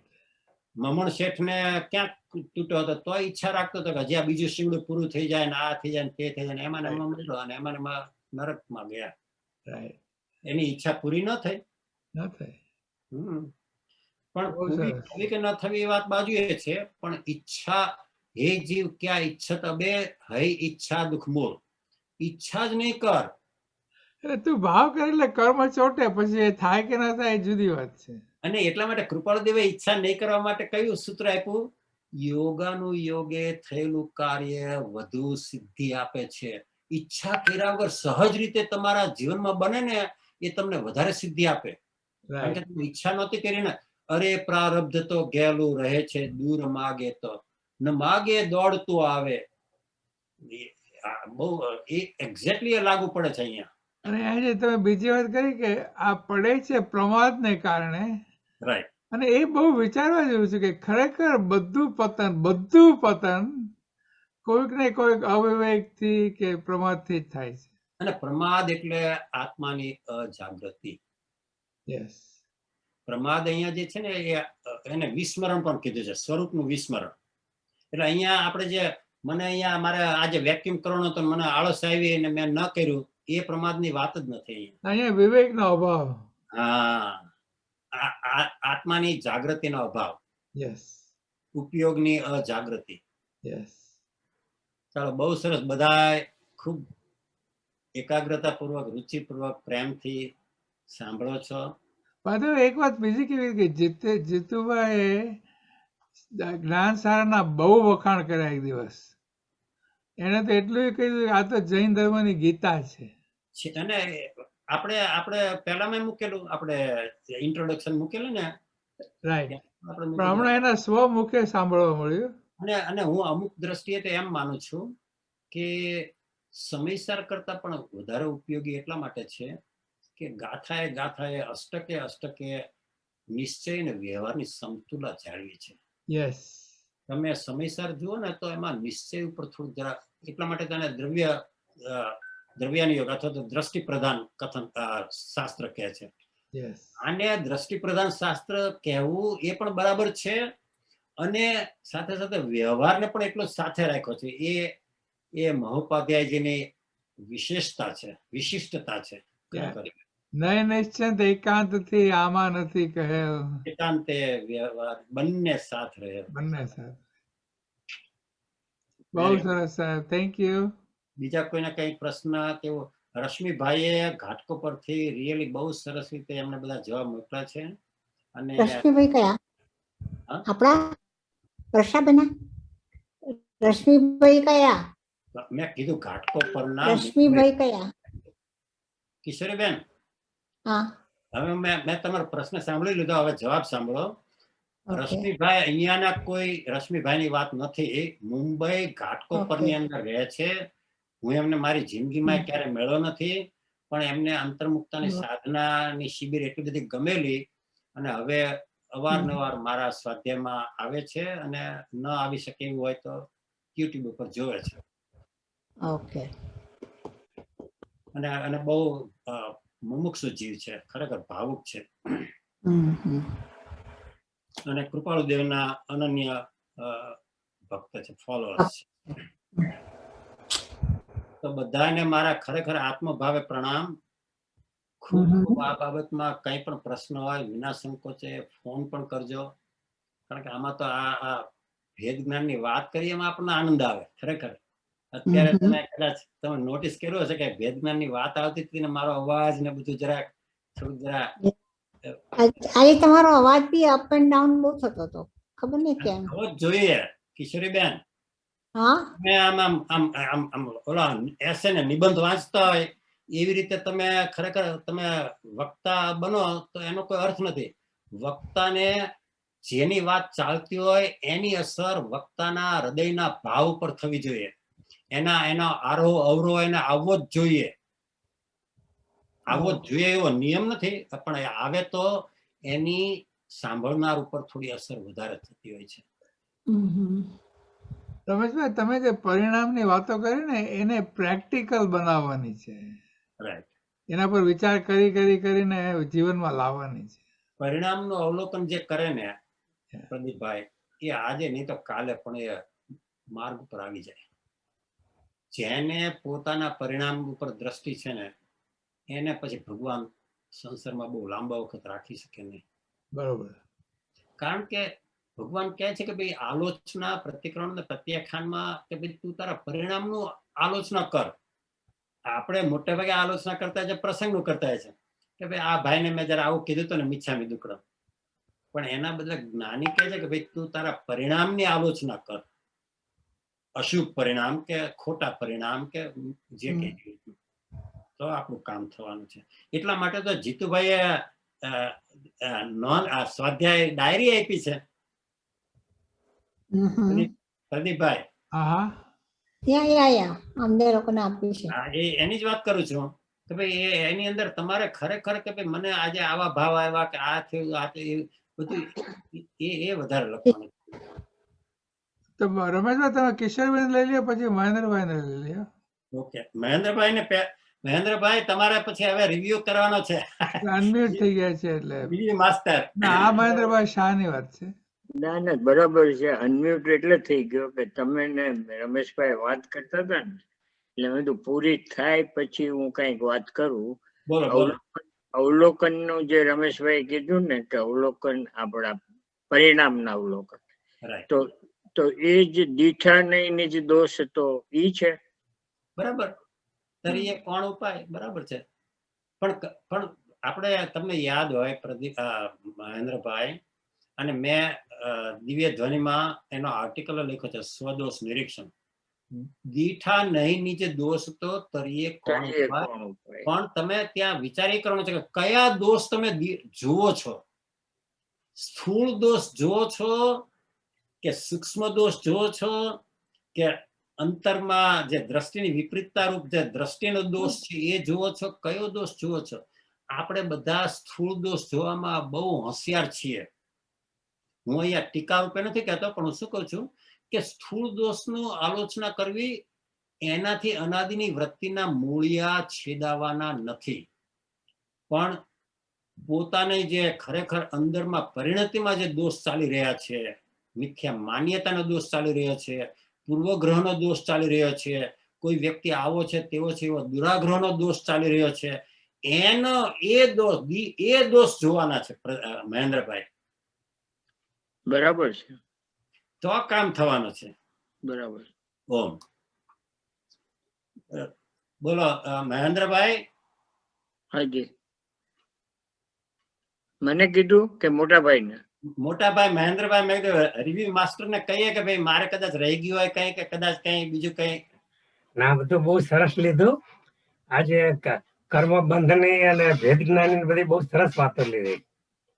બસ બસ, તમે પણ સરસ રીતે લીધેલું એટલે મેં થોડુંક એની અંદર થોડી પૂર્તિ કરી. તમે હમણાં છેલ્લો તમારે એના ઉપર જ હતો આખો, આ ત્રીજા પદ ઉપર.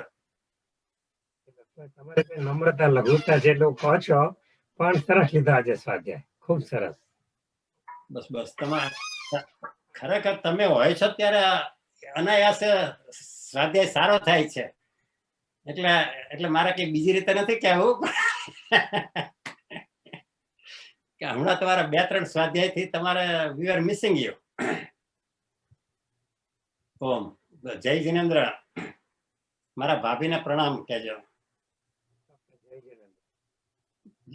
કિશોરીબેન.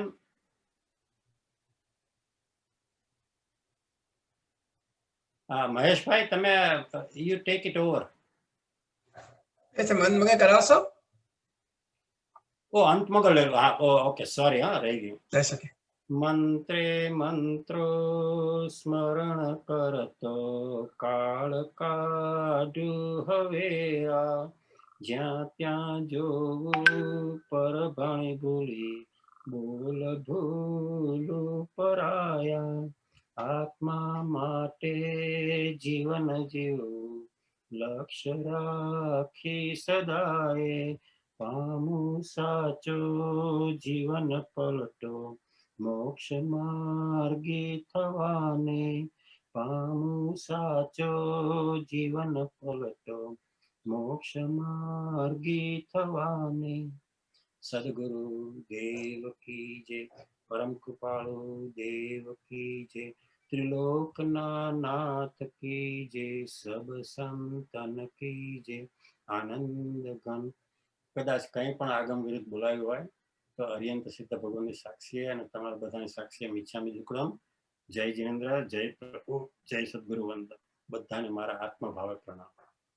તમે ક્યાં પૂરું કર્યું છે? આપણે છઠ્ઠી ગાથા એનો થોડુંક બાકી રહી ગયું છે. એ પેજ નંબર કંઈક જે 2 શ્લોક મૂક્યા છે ને આપણે 214. હા, અને 2 શ્લોક બહુ સરસ રીતે પ્રસમ રતિમાંથી જે એમને મૂક્યા છે ને એની આપણે વાત કરી લઈશું. અને પછી 7 અને 8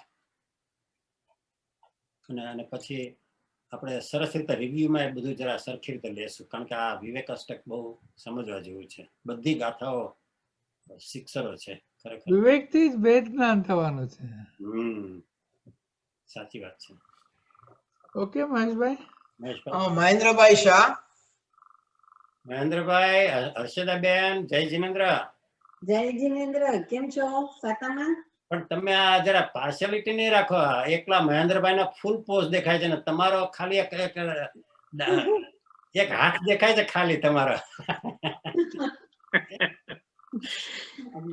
આપણે મેલ શોવિનિસ્ટિક નહીં થવાનું, બંનેને ઇક્વલ રાઇટ છે, બંને બરાબર દેખાવા જોઈએ. આજે થોડું થાકેલી હતી ને એટલે પછી સાઈડમાં બેઠી. કઈ વાંધો નહીં. જય જિનેન્દ્ર. ખૂબ સરસ સ્વાધ્યાય કરાયો. Thank you very much. બસ બસ, તમે બધા 6 સામે તો થાય છે ખરેખર. ના ના, બહુ મજા આવી. અને મજા એટલે આપણને સમજવાનું બહુ ગમ્યું એમ. જય જિનેન્દ્ર. મહેન્દ્રભાઈ ને પ્રણામ. મહેન્દ્રભાઈ તો થોડું રિવ્યુ જરા ઓવરઓલ લીધું છે. નેક્સ્ટ ટાઈમ જરા એમની પાસે વધારે લેવડાવશું. પ્રણામ. જય જિનેન્દ્ર. પ્રણામ મહેન્દ્રભાઈ. વીણાબેન ને સાતા પૂજજો. જય જિનેન્દ્ર. જય જસુભાઈ. જય જિનેન્દ્ર રમેશભાઈ. જશુભાઈ, કુસુમબેન, જય જિનેન્દ્ર. સરસ સ્વાધ્યાય, આજનો સ્વાધ્યાય બહુ સરસ, બહુ સરસ. આપણે ભેદ જ્ઞાન સમજવા જેવું. કરવાનું છે. કુસુમબેન, બરાબર બરોબર. છે? હા આપણે ઓકે. ભેદ જ્ઞાન લઈને જ જવાનું છે આપણે. હાજી હાજી, વાત સાચી છે તમારી. બસ બસ, બરાબર. જય જિનેન્દ્ર. જય જિનેન્દ્ર. છાતામાં રહેજો. દેવગુરુ પ્રસાદ. મહેન્દ્રભાઈ ખંદાર. મહેન્દ્રભાઈ, જય જિનેન્દ્ર. રમેશભાઈ બહુ સરસ સ્વાધ્યાય હતો. થોડીક સૂક્ષ્મ વાતો પણ કરી. કર્મ બંધને, ભેદ જ્ઞાનને અને વિવેકને આપણી સાધનાના મૂળમાં જરૂરી વસ્તુ છે. હા, ખરેખર સાચી વાત છે. ખૂબ આભાર. Thank you. જય જિનેન્દ્ર. જય જિનેન્દ્ર. સંતોષભાઈ જૈન. संतोष जी वहां से जॉइन हो रहा है. संतोष जी, जय जिनेन्द्र, जय प्रभु, जय सदगुरु वंदन. सबसे जय जिनेन्द्र. महेंद्र भाई जी, आपसे भी खास प्रणाम करते हैं. और जीजी की तबीयत कैसी है बताइएगा. और रमेश भाई जी, जो आपने दर्शन मोहनी में कर्म से रिलेटेड बतलाया, तो सूक्ष्म दोष को कैसे दूर करें और उनका प्रतिक्रमण में कैसे हमारी स्मरण में आवे, इस पर कुछ और प्रकाश दीजिएगा. स्कूल की तो बात बहुत हो जाती है. बहुत अच्छा, बहुत अच्छा. जरूर जरूर. आपका सजेशन बहुत अच्छा है. और ये बुधवार, अगले बुधवार को हम ले लेंगे. जय जिनेन्द्र. प्रभुदेव जी को जय जिनेन्द्र कहना. और सबसे महेंद्र भाई जी, खास आपसे भी, रमेश भाई जी आपसे, महेश भाई जी, सबसे हमारा जय जिनेन्द्र. जय सदगुरु. પ્રણામ. તેજસભાઈ. પ્રણામ રમેશભાઈ, શુભ છાતામાં છો? તેજસ, જરા સૂક્ષ્મ કે એવું ગમે એવું લાગે પણ તેમ છતાં સમજીએ છૂટકો છે. ગમે ત્યારે કે એવું હોય તો ફોન કરજે. Definitely definitely. Thank you for everything. Sure. જય જિનેન્દ્ર. જય જિનેન્દ્ર. પંકજભાઈ. જય પ્રભુ. જય પ્રભુ. કેમ છો? બસ બસ, ખરેખર તમારા જેવા મુમુક્ષુ નો અહીંયા અમને થોડી ખોટ લાગતી હતી. હવે આવી ગયા છો તો આનંદની વાત છે. Thank you. તમે બી અમને જાણો તો મળે જ છે એમાંથી. જય જિનેન્દ્ર. જય જિનેન્દ્ર. જય પ્રભુ. ચંદ્રિકાબેન ને જય પ્રભુ કહેજો. જય જય. Thank you. પ્રદીપભાઈ શાહ, મિશન વેયો. પ્રદીપભાઈ, જય જિનેન્દ્ર. જય જિનેન્દ્ર. રમેશભાઈ છાતામાં. બસ બસ, દેવગુરુ પસાય. ધીમે ધીમે મહેન્દ્રભાઈ ને ગાડી લાઈન ઉપર આવતી જાય. વિજયાબેન ને યાદી. હા, ચોક્કસ. જય પ્રભુ. પ્રદીપભાઈ. કિશોરીબેન. કિશોરીબેન ને જય જિનેન્દ્ર. રમેશભાઈ કઈ બી પૂછું બોલી ગયા હો તો માફ અરે પ્રભુ, કઈ મિચ્છામી દુકડમ હોય જ નહીં. આપણે આગળ ગાડી look forward. Bus. Thank you. જય જિનેન્દ્ર. આમ જય જિનેન્દ્ર. આભાર, ખૂબ આભાર. યોગીબેન. યોગીબેન, જય જિનેન્દ્ર. જય પ્રભુ. જય જિનેન્દ્ર. પ્રણામ. બહુ સરસ સ્વાધ્યાય હતો, ચિંતન કરવા જેવો. Thank you. જય જિનેન્દ્ર. જય પ્રભુ. જય જિનેન્દ્ર. પ્રદીપભાઈ. ઘણો ઘણો આભાર રમેશભાઈ. અદ્ભુત સ્વાધ્યાય. પ્રદીપભાઈ અને મહેશભાઈ, ખરેખર ખૂબ ખૂબ રમેશભાઈ. Very good. મને તો બીજી વાર સાંભળવાની ઘણી ભાવના છે. અને યોગીબેન ને કહેજો કે ભાઈ એમનો પ્રશ્ન મને યાદ છે. ગ્રંથિ ભેદ અને ભેદ જ્ઞાનની પ્રક્રિયાનું થોડુંક જરા અનુસંધાન કરવાનું. આપણે અનુકૂળતાએ લઈશું. ચોક્કસ. ઓકે, ચાલો. બધાને જય જિનેન્દ્ર. પ્રદીપભાઈ, મહેશભાઈ, થેન્ક યુ. પ્રદીપભાઈ, બંને પ્રદીપભાઈ ને જય જિનેન્દ્ર. મહેશભાઈ, thank you very much. Welcome. મહેન્દ્રભાઈ ને પ્રણામ. પ્રણામ ભાઈ બધાને. અને પ્રદીપભાઈ એના આયમ અને મહેશભાઈ ને many many thanks. Rameshbhai, thank you. ચાલો બધાને જય જિનેન્દ્ર. મહેશભાઈ, this Friday, Mahendrabhai, this Friday I will take care of the hosting. It won't be as good as Maheshbhai, but I'll try. ચાલો, બધાને રજા આપીએ. બધાને જય જિનેન્દ્ર. જય જિનેન્દ્રભાઈ.